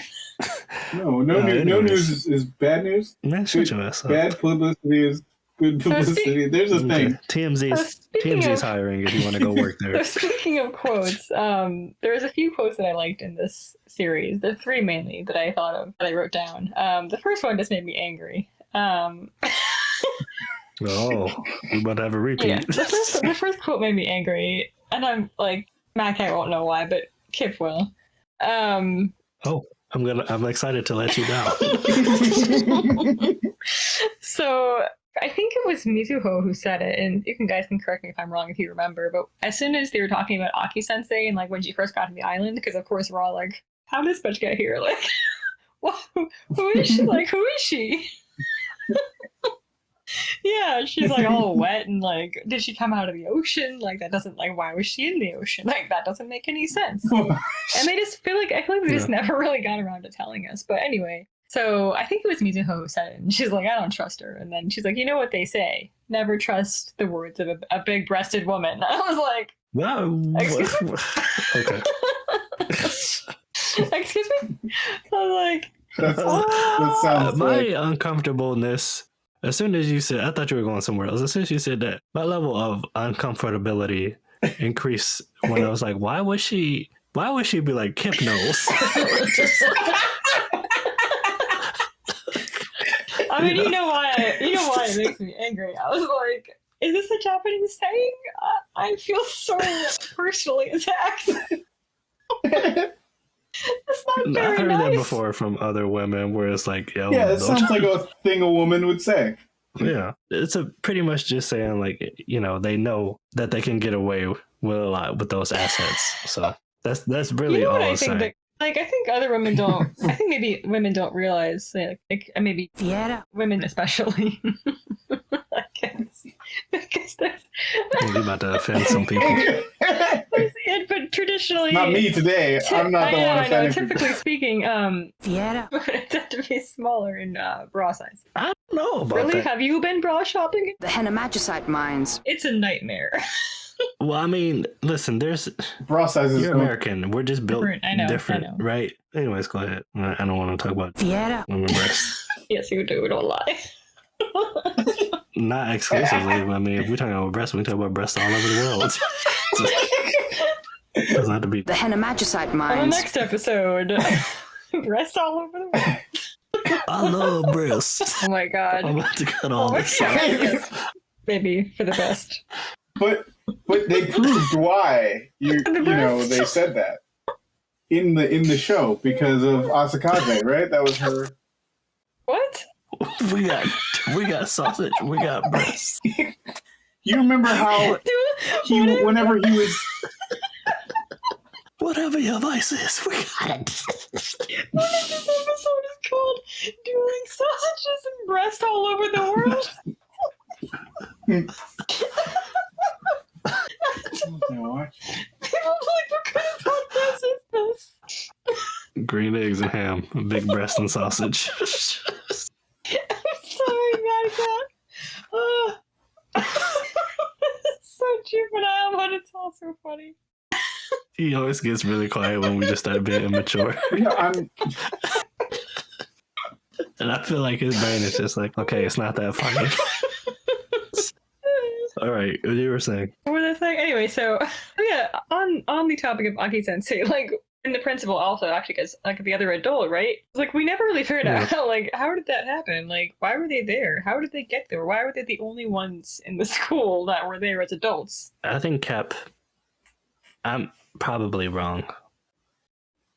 I think somebody You can do it! manifested Aki. Oh, you think so? Like Asakaze? I think Aki's real, but I think the Aki that came there was heavily different. Are you from the saying Aki that in the real same world. person manifested the principal? No, I think the principal was God? God. Yeah, they said he was. Because Aki was working for God. So she claimed. Well, they talked with each other, God and They her. did. Yeah.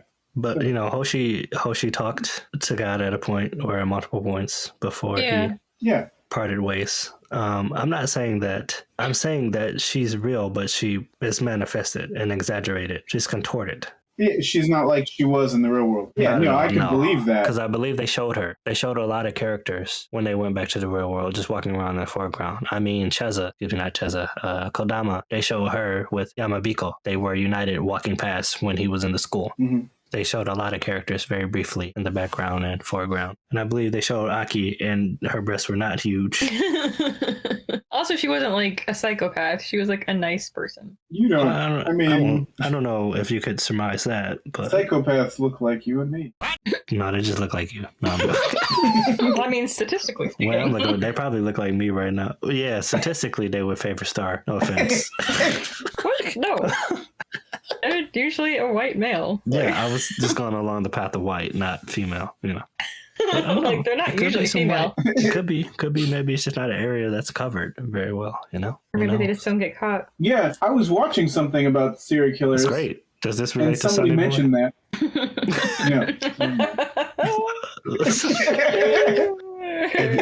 I wouldn't stop you so much if you No, it's hopped on the fine. bandwagon as soon as we did. But it's like usually I hop on it just a little bit after, but then it just goes for a while and I'm like, I can't have this.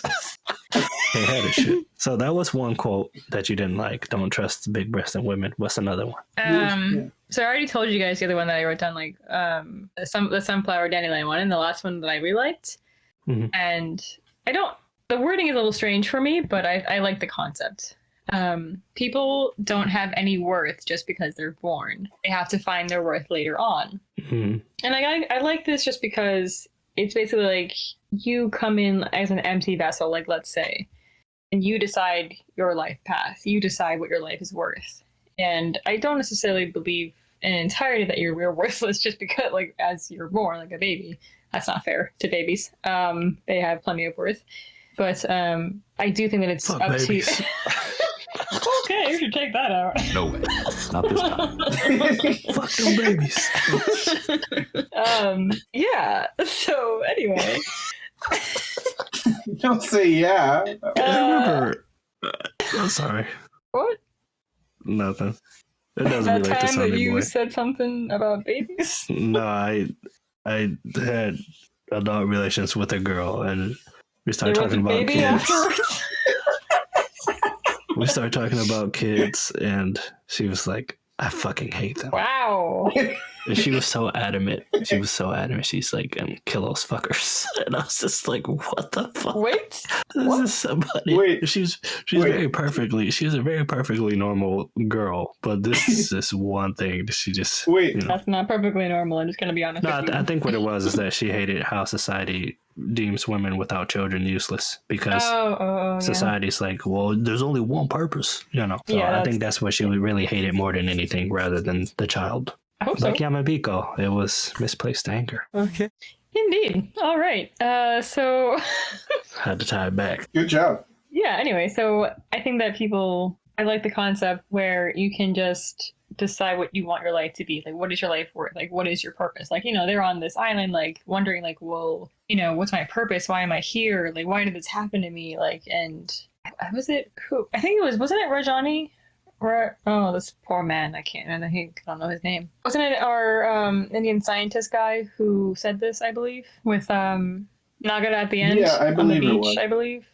Listen, every time Rajani opened his mouth, I felt like I was enlightened, you know? Yeah, exactly. Clearly the smartest guy. Mm-hmm. Exactly. So, if you were listening with the Japanese, Mhm. right? Did you notice his how heavy would you say his accent was?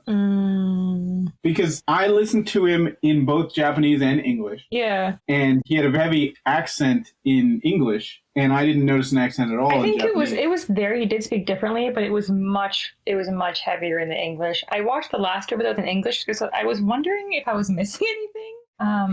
To anybody else who watched this, I like accents. Okay. I think I watched it on Hulu, and the subtitles were very smashed together, and it was making me really angry, especially when they kept saying "this world" quite a few times in the same sentence, and I was like, "What?" And so I watched it in English, and honestly, it didn't help clarify anything. I was like, no, that doesn't help at all. So yeah, I'm curious if that was just a Hulu thing. If I saw the subtitles that were smashed together as well, I didn't like that at No. all. Okay. That was definitely a Hulu thing. Okay. I wasn't sure. I was like, this is really annoying. I hope they fix this. There is no excuse for this. But yeah, I really liked a lot of stuff that he said. He's very wise, and yeah, so I like that quote. Yeah, he was an awesome character, man. Mm-hmm. Yeah, I liked him a lot.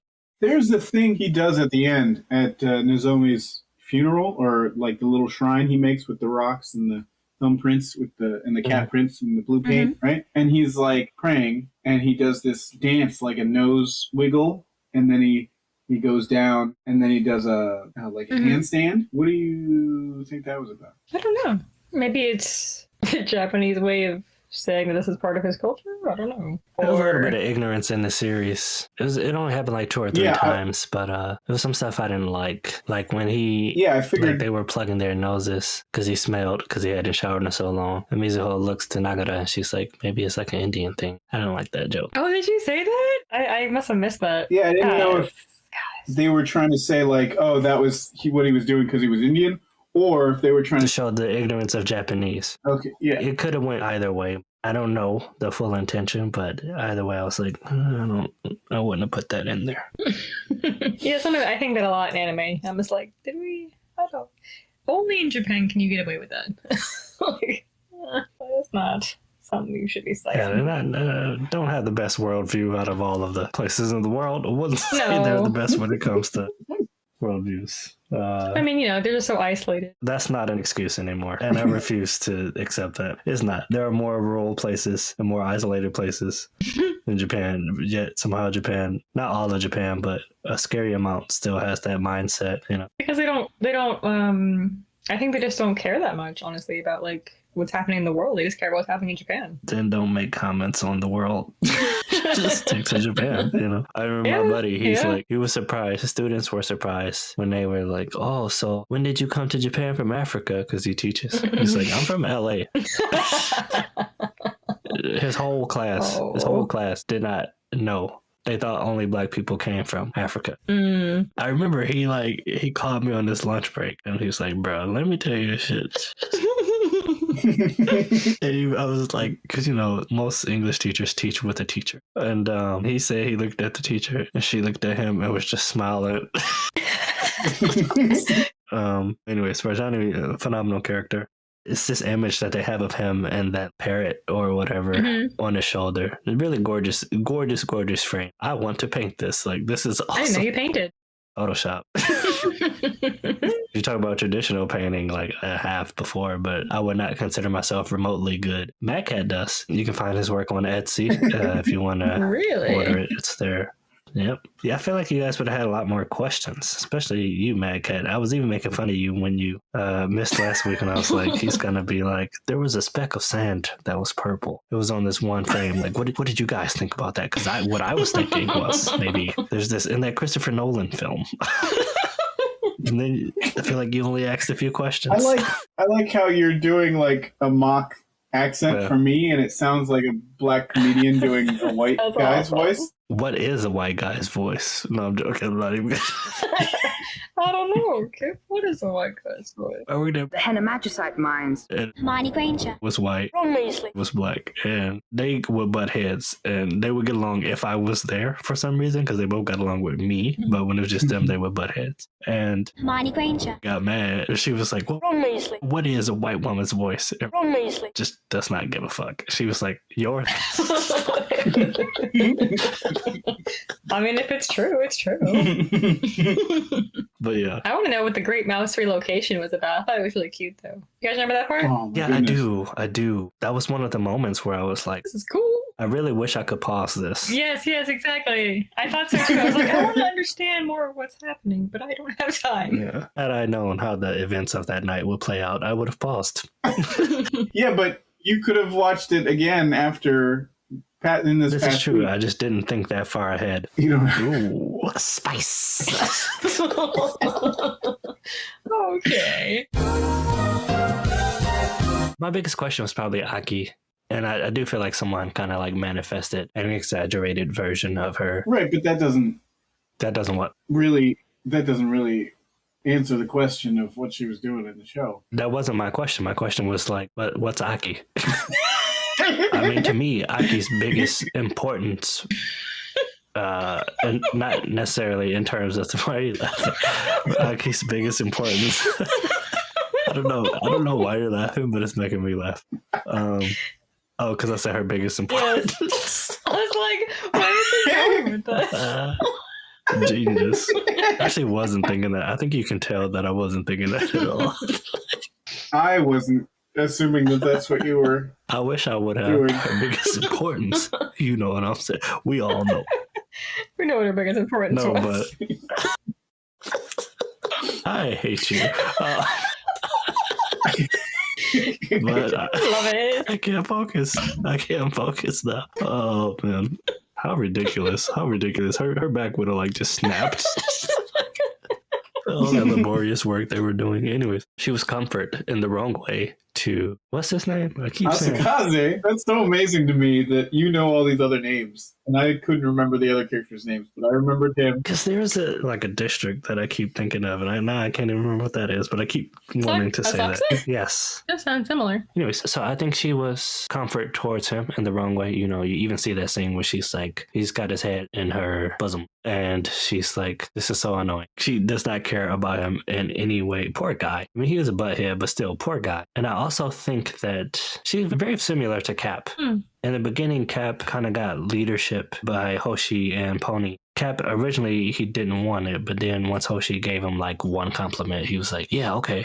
Obviously, Cap wasn't the brightest, but he had charisma. And that's why some people were able to just go along with what he said. Obviously, there's a lot of people that didn't, but there was a good amount that did. Even when he was wrong, some of them would still go along. And it wasn't always due to the fear of punishment. And it was kind of the same with Aki when she first appeared. They just went along because she had like this powerful, firm stance, even though this shit changed from moment to moment. She still had confidence that at the time, not a lot of them did. Although I don't know, I will have to rewatch to find Aki's true purpose, if you will. In this series, not everything, how do I want to say this?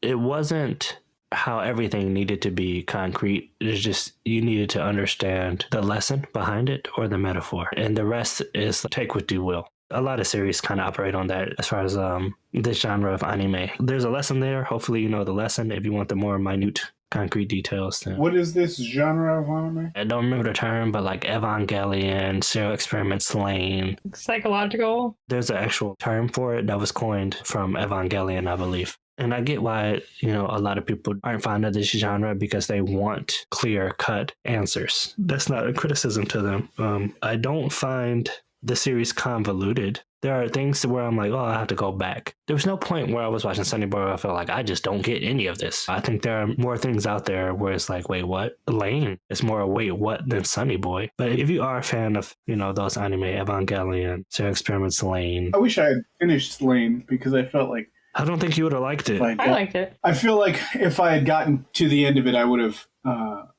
understood a satisfying amount. So I want to talk about two things that you brought up. Number one, confidence. In the first episode, they're talking about, oh, some of these guys have powers and they're going to wreck the school and we have to, you know, we're powerless. What are we going to do? And Hoshi is there and he's like, oh, I know what we're going to do. You know, and he was so like matter of fact, nonchalant, confident about it that I had two very quick impressions about him. Number one, this guy's evil. Number two, this guy's like going to be my favorite character, right? And I think they're very related, those two things, because one, I was like, oh, I love the idea of this character that even though he doesn't have any powers, he can go toe-to-toe with all these other people using his mind. Like I like that archetype, right?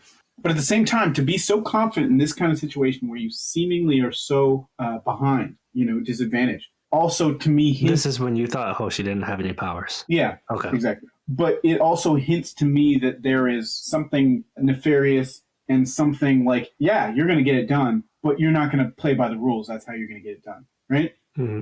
And which is one of the reasons why I thought he was going to be my favorite character, because I thought he was going to, you know, wile his way around things. Yeah. And obviously, you were talking about how he kind of manipulates Cap, because I felt like later on you find out how he's not the face himself. He tries to speak out against Aki, and people don't listen to him, even though he makes great points. You know, I was surprised at the trajectory of Hoshi. But also, so you were talking about questions. Mental tab, I do want to talk about Hoshi. Go ahead. Okay, you can come back to Hoshi, but you mentioned how you thought I'd have more questions. Mm-hmm. So let me ask some questions. So oh, God. They go. Some of the stuff is like, I expect it to be unanswered, but like, yeah. I expect you guys to also not have answers, so whatever, right? But I feel like the ending of the story is the most important part of a story. And so they go, now they made a big deal about the reveal of like, oh, all these packages, they're copies of things. And they can copy living things. And we're copies. And they made a big deal, which I thought was like a logical leap, so maybe I didn't get everything. But they were like, oh, and so maybe you're the one, your power is the one that brought us here, so you can bring us back, right? And then so they go back to the real world. After there was they had a glimpse at what seemed like the real world at one point when they saw Nozomi's funeral in the real world, like, oh, she died. And so later she was like, oh, if we go back to the real world, maybe I'll be dead. I don't know.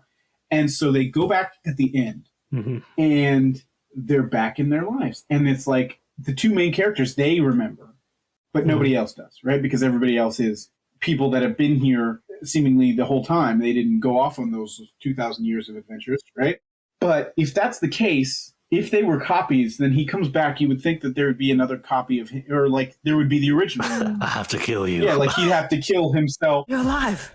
Too bad you will die. Yeah, to sneak back into his old life. But there's never any mention of that, right? And Nozomi died in both like the world that they saw and in the other dimensions. And then he goes back and she's fine. So, no, I don't have a clear-cut answer for you because a lot of these shows they have a lot of moments where it's like, make of it what you will. But when they went back at first and then they saw themselves in the auditorium during graduation and Nozomi saw that she passed away, at that moment, I felt like, oh, okay, so they're like clones or whatever. Towards the end of the series, they spoke about possibilities, just limitless possibilities and outcome. Like, hey, this happened, this didn't. And that's kind of how I saw the ending. I believe you saw pretty much everybody back at the school except for Rajani because he stayed back, maybe. But it was just possibilities. It just happened that Nozomi didn't die. And maybe I saw God in this series. I want to say he's a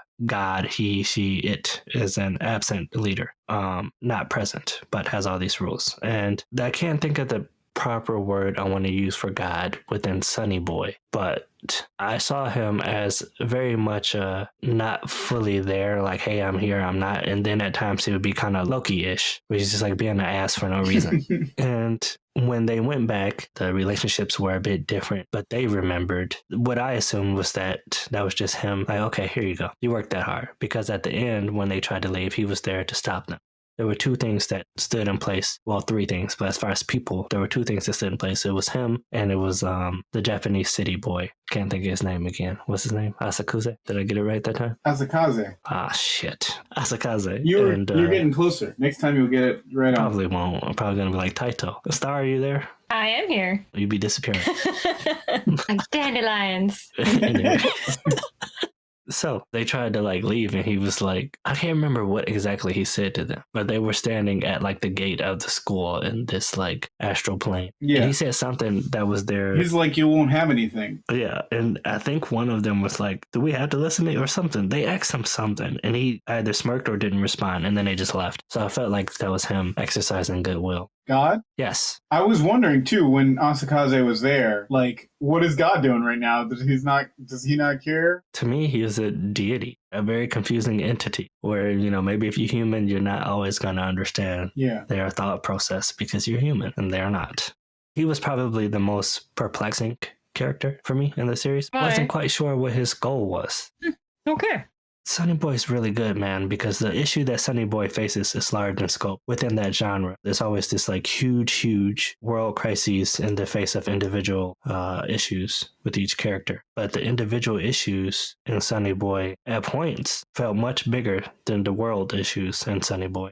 Yeah. I agree with you. That was actually very evident. Kind of pulled you in. Yeah. I don't even know what Mac had asked. I feel like it just went on a tangent. As you do.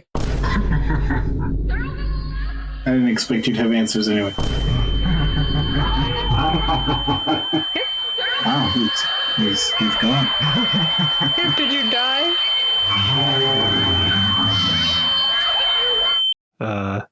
You said you wanted to talk about Hoshi. Oh, yeah. I do. I don't. Go ahead, Star. I am actually really disappointed in Hoshi not being a more central character to everything. I thought when I first saw him, I was like, oh, this is going to be the dude. He's super interesting already. He's obviously a secret mastermind. Like, it reminded me of Light Yagami in Death Note. And I was like, he's going to play God for sure. And it's going to be great to watch. And he's going to be, nefarious, but funny, but like interesting and mysterious. And like, going to have so many great lines. And then he just didn't. They just stopped caring. I disagree. All right. Go ahead on your Hoshi rant. Bring it.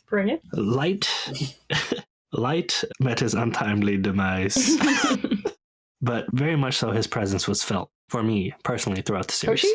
Even when he was gone, he was there, light. Oh. In comparison, Hoshi. You know, Rajani spoke about Hoshi. I'm just going to preface this by saying I'm going to sound like the Mountain Dew lady. What I mean by that is that old meme where this lady got a can of Mountain Dew and just went off into this conspiracy theory. And I was like, whoa, lady. It's just a sugary beverage. She was talking about the devil. Wow. And I was just like, either I'm just not there in intelligence, and most of us aren't, and we don't understand her, but one day we will, which is quite possible. You never know. Or this lady's just off her rocker, which is also quite possible. Also possible. So I'm going to sound like the Mountain Dew lady. But Hoshi, I felt Hoshi's presence. I will agree with you that in the beginning, Hoshi seemed like he was going to be the villain, right? Main antagonist. And he seemed like he was going to be there in the corner, rubbing his hands together. I'll get you now, Nagata. Yes, you are! Exactly. Exactly. He really did. And I'm so thankful to say that I'm so happy that wasn't the case, right? Because I wasn't. Go ahead. No, I wasn't disappointed like Stardust, but I did think he was going to be the Lex Luthor of the series. I mean, we all expected him to be more, and he did just disappear for like 5 episodes. Yeah, I was okay with him having a different role. I'm okay with being surprised sometimes. I don't think, here's the Mountain Dew lady coming in. I don't think that, obviously Hoshi means star, right? I don't think, and you know, he has that star birthmark on his face. Yeah. And, you know, Rajani spoke about the end, how he became disillusioned with God and how at every turn, not every turn, but he started to question his faith. He has a crisis of faith, which is difficult for anyone to go through. And there's a point where he even says to Nozomi, I wish I believed in your words. I wish I had believed in your words rather than listening to him. You know, there's a moment where he says, I can't hear him speak to me anymore. It's gone. Yeah. And Rajani, when he's speaking to Nagata at the end of the series, he spoke about how Hoshi lashed out against God and created death in this world, and how he felt like he himself was getting closer and closer to Hoshi's mindset. Taking into context that conversation, for me, at the end of the series, I was like, I kind of felt Hoshi's presence throughout the series, even when he wasn't physically on camera. I kind of feel like Hoshi, in some ways, was a metaphor for Lucifer, whose other name is Morning Star. Oh, really? Okay. And, you know, Lucifer was in favor of God before. He was an angel that was one of God's closest angels, and then obviously had a falling out, and he fell. Also, it's a great TV show and has a very sexy actor. I recommend it. No, boy. Thanks. Thank you, Star. Thank you for that. Lucifer fell from grace. Hoshi fell from grace. Hoshi means star. He created death. He wanted to rebel against this predetermined fate that this leader who is for you but isn't for you. He had different thoughts, and he wanted to go against that because in his heart he believed he's right. And who is there to judge you besides God? And he doesn't like that. And Lucifer didn't like that. So I kind of felt like Hoshi was like a metaphor for him. That's my Mountain Dew lady. I'm be completely honest. I don't even think that's a Mountain Dew lady rant because his name is Hoshi. It means star. He can hear God. Like all the parallels are there. I'll allow that. It doesn't seem crazy to me. That actually seems like a good analysis. I'll give that to you. We shall allow it. Oh, thank you, God. You're very welcome. You want to hear? That conversation that Rajani really had, you may not remember it. What are you talking about? I'm about to tell you what I'm talking about. When we spoke about Wonder Egg Priority, and I spoke about how I didn't word it as well as Rajani did, but I thought it was so amazing that Rajani had this conversation about what I was talking about. And I was like, wow, I'm stupid and he's smart because he said it way better than I ever could. Do you guys remember me talking to you about how the smarter you are, the more knowledge that you ascertain? I mean, like you're approaching like a level of history will remember you. Feel how you want to feel, but history will remember Elon Musk. Right? And I brought him up as an example, and I was like, I truly believe when you start to get that intelligence, your moral compass starts to get skewed. I don't know if you guys remember me talking about that. And I was like, I don't know why that is. But when Rajani spoke about it, I'm not going to paraphrase because I don't remember it in detail, but I remember I was like, this is what I was trying to say. He just said it so much better. And that's when he started to see himself becoming like Hoshi. And it wasn't necessarily a criticism of Hoshi. He just was saying like he's scared because he can see the things that would bring out more emotion in him prior are no longer starting to bring out as much emotion. Right. I mean, he's realizing that he really is one with all that is, and if that's the case, what's the point? Everything becomes an experiment, right? And we experiment on animals, we experiment on rats. I don't say we. I ain't experimenting on damn animals. And we do that so that we don't experiment on humans, right? But if you're above humans, then you would have to experiment on humans. That would be the step down. However, I remember Rajani talking about the world where the guy, the people were all very ascetic, and they didn't eat anything. They didn't want to harm anything. Very Buddhist type thing, right? And there was one guy that was like experimenting with all these morals. Oh yeah, one Hoshi didn't he become like a serial killer? He eventually invented death. That was the thing. I thought he said that he was killing people. Or Yeah, no. He said that he did experiments that drove people to suicide. I don't know how that holds up in the court of law. I don't know if that's murder. Or... That's a good question. You can get away I with mean, it. you have to prove it, obviously. Yeah, he invented death, and they showed the contraption, which honestly looks like not too far from a modern day, old school modern day death penalty chair.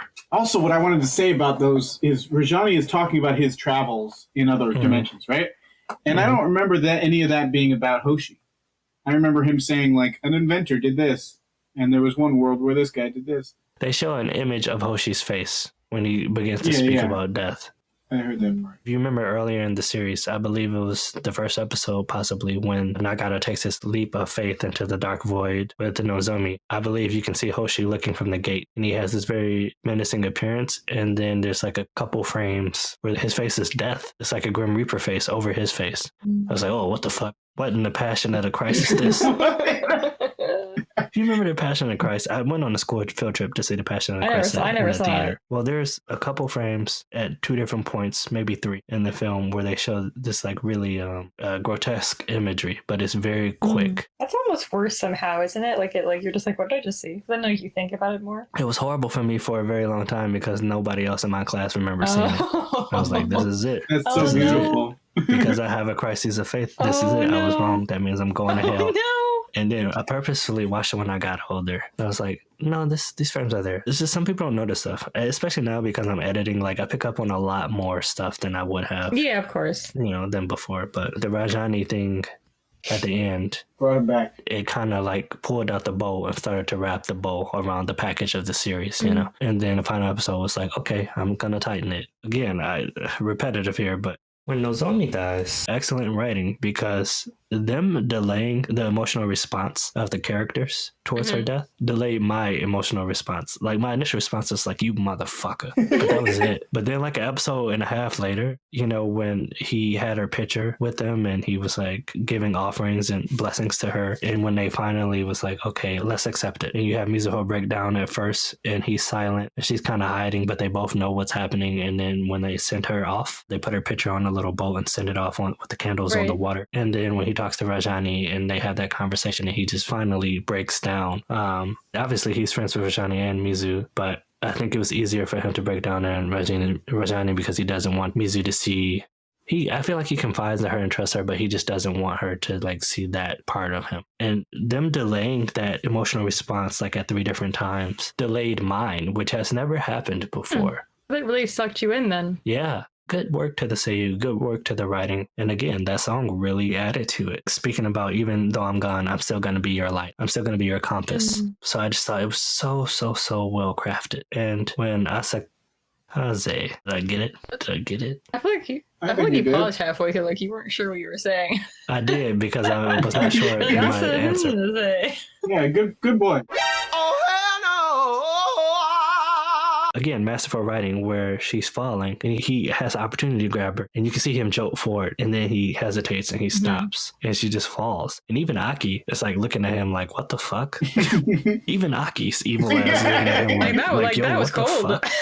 He himself is shocked because just moments before he thought he understood who he was. He was like, I thought that I loved you, but really what it was that I was jealous of you. And I thought that me obtaining you would help me cure my jealousy, but I was blinded to that and I twisted and contorted it into love when that was never the case.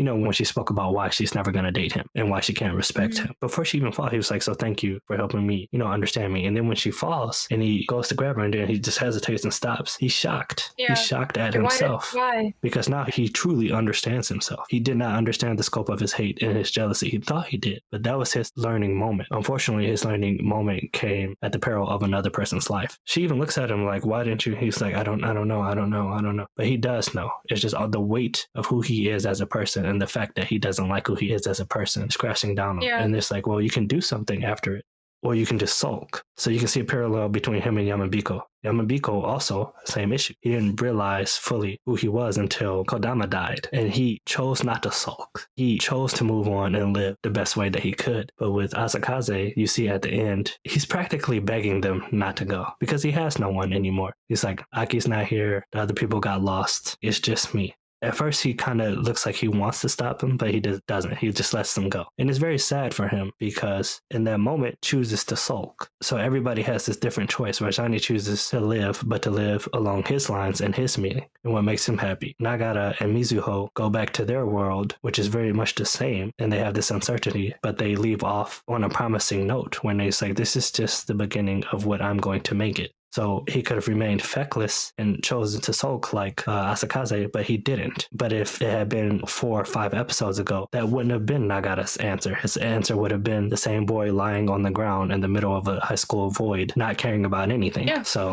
I don't have anything else to say, but honestly, like, I consider Sonny Boy a masterpiece. Wow. High praise from you. I highly praise this series.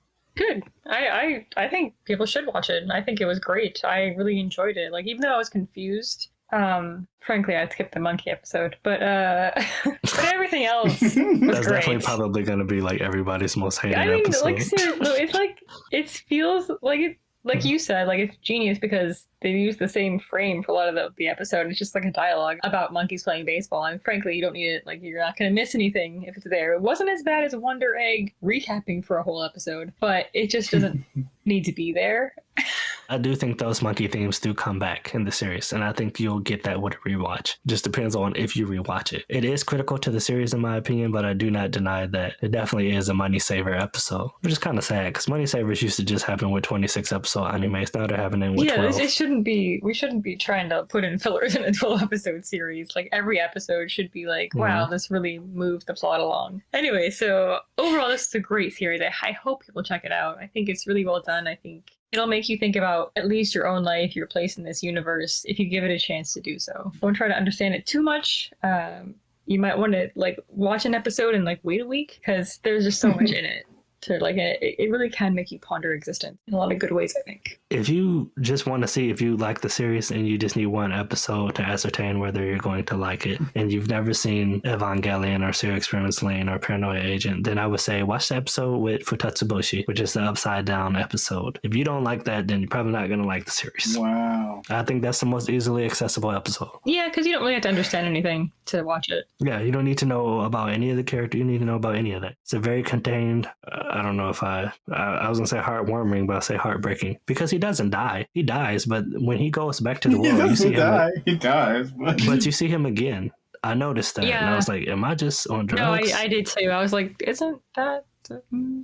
I feel like the episode was more of a critique on work society, but Yeah. it really hits home for Japanese work home. I mean, not work home, but work Yeah, society. especially Japanese. I felt the same way when I was watching it. I was like, this is applicable for America and a lot of countries as well, but this is primarily extremely like a lens on Japan. His response, man, when he looked at him and he was like, then why would you do that? And he was like, it doesn't have to make sense. I just need something to believe in, something to work toward. Yeah, exactly. Like, why question it? I'm like, oh. I got emotional at that part too, because I was like, fuck, I know a lot of people like this. Mm-hmm. And you could see that he was trying, but he's just like such a beat down person, you know? And then he fucking gets eaten. Jesus. I mean, maybe you shouldn't have ruined it. You should have listened to God. Oh, man. MadKat, what about your thoughts? Well, I wouldn't... Speak your mind, brother.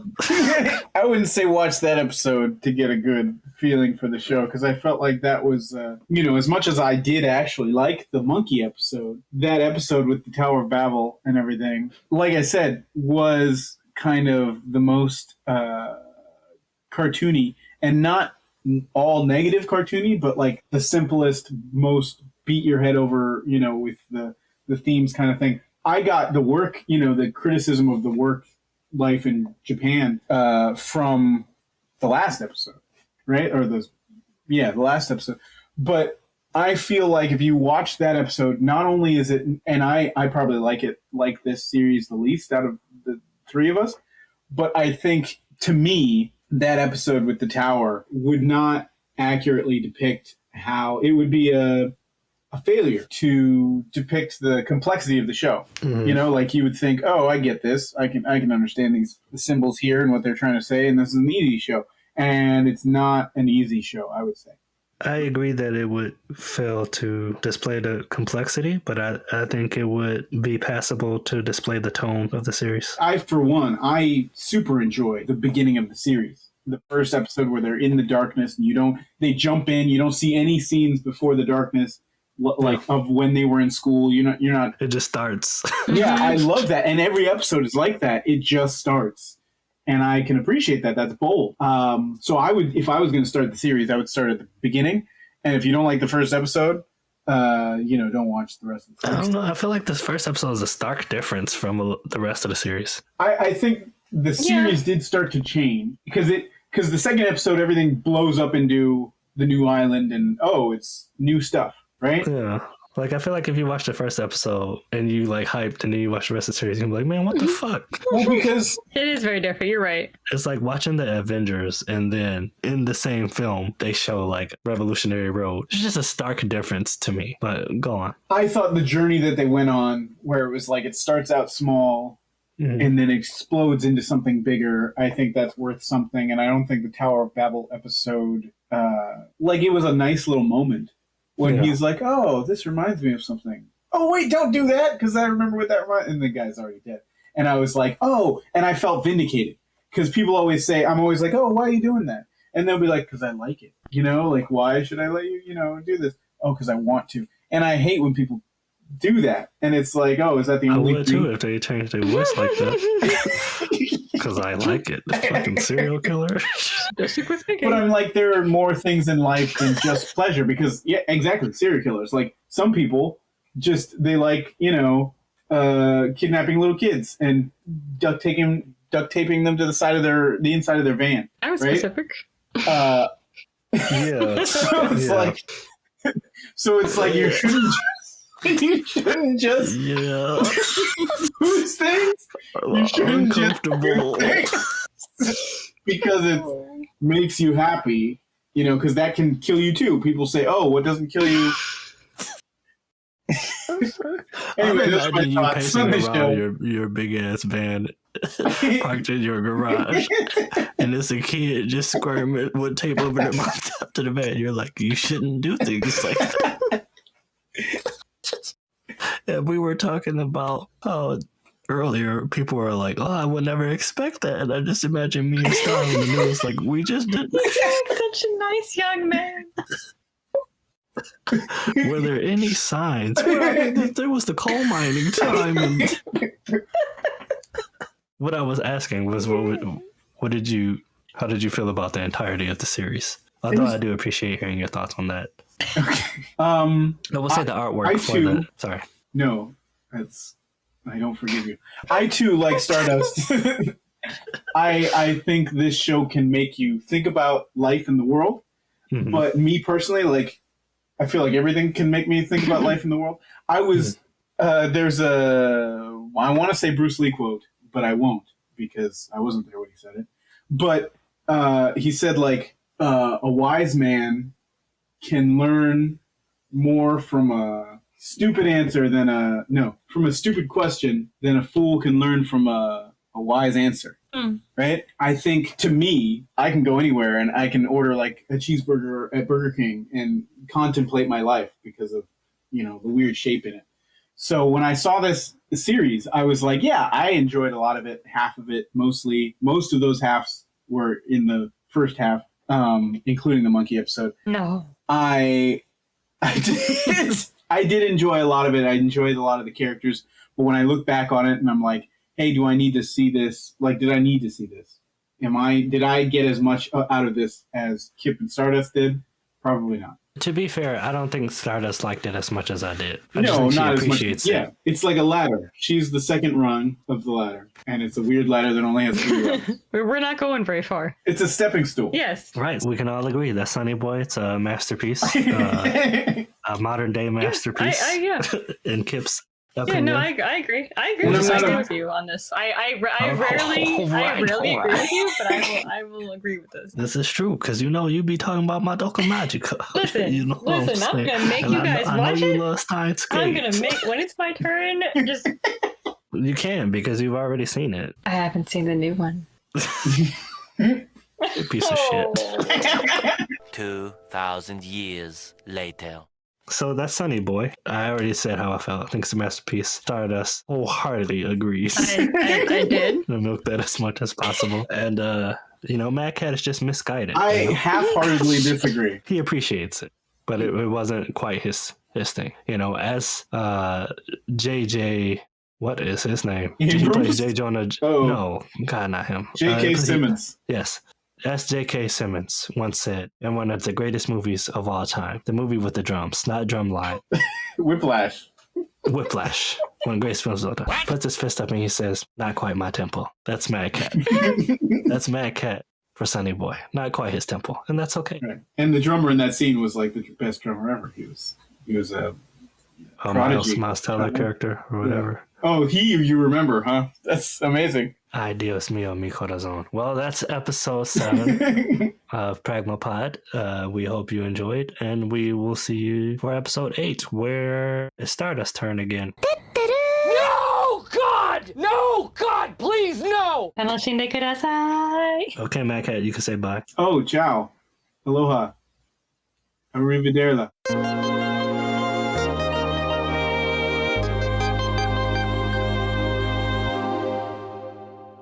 What if this episode is called "Doing Sausages and Breasts All Over the World"?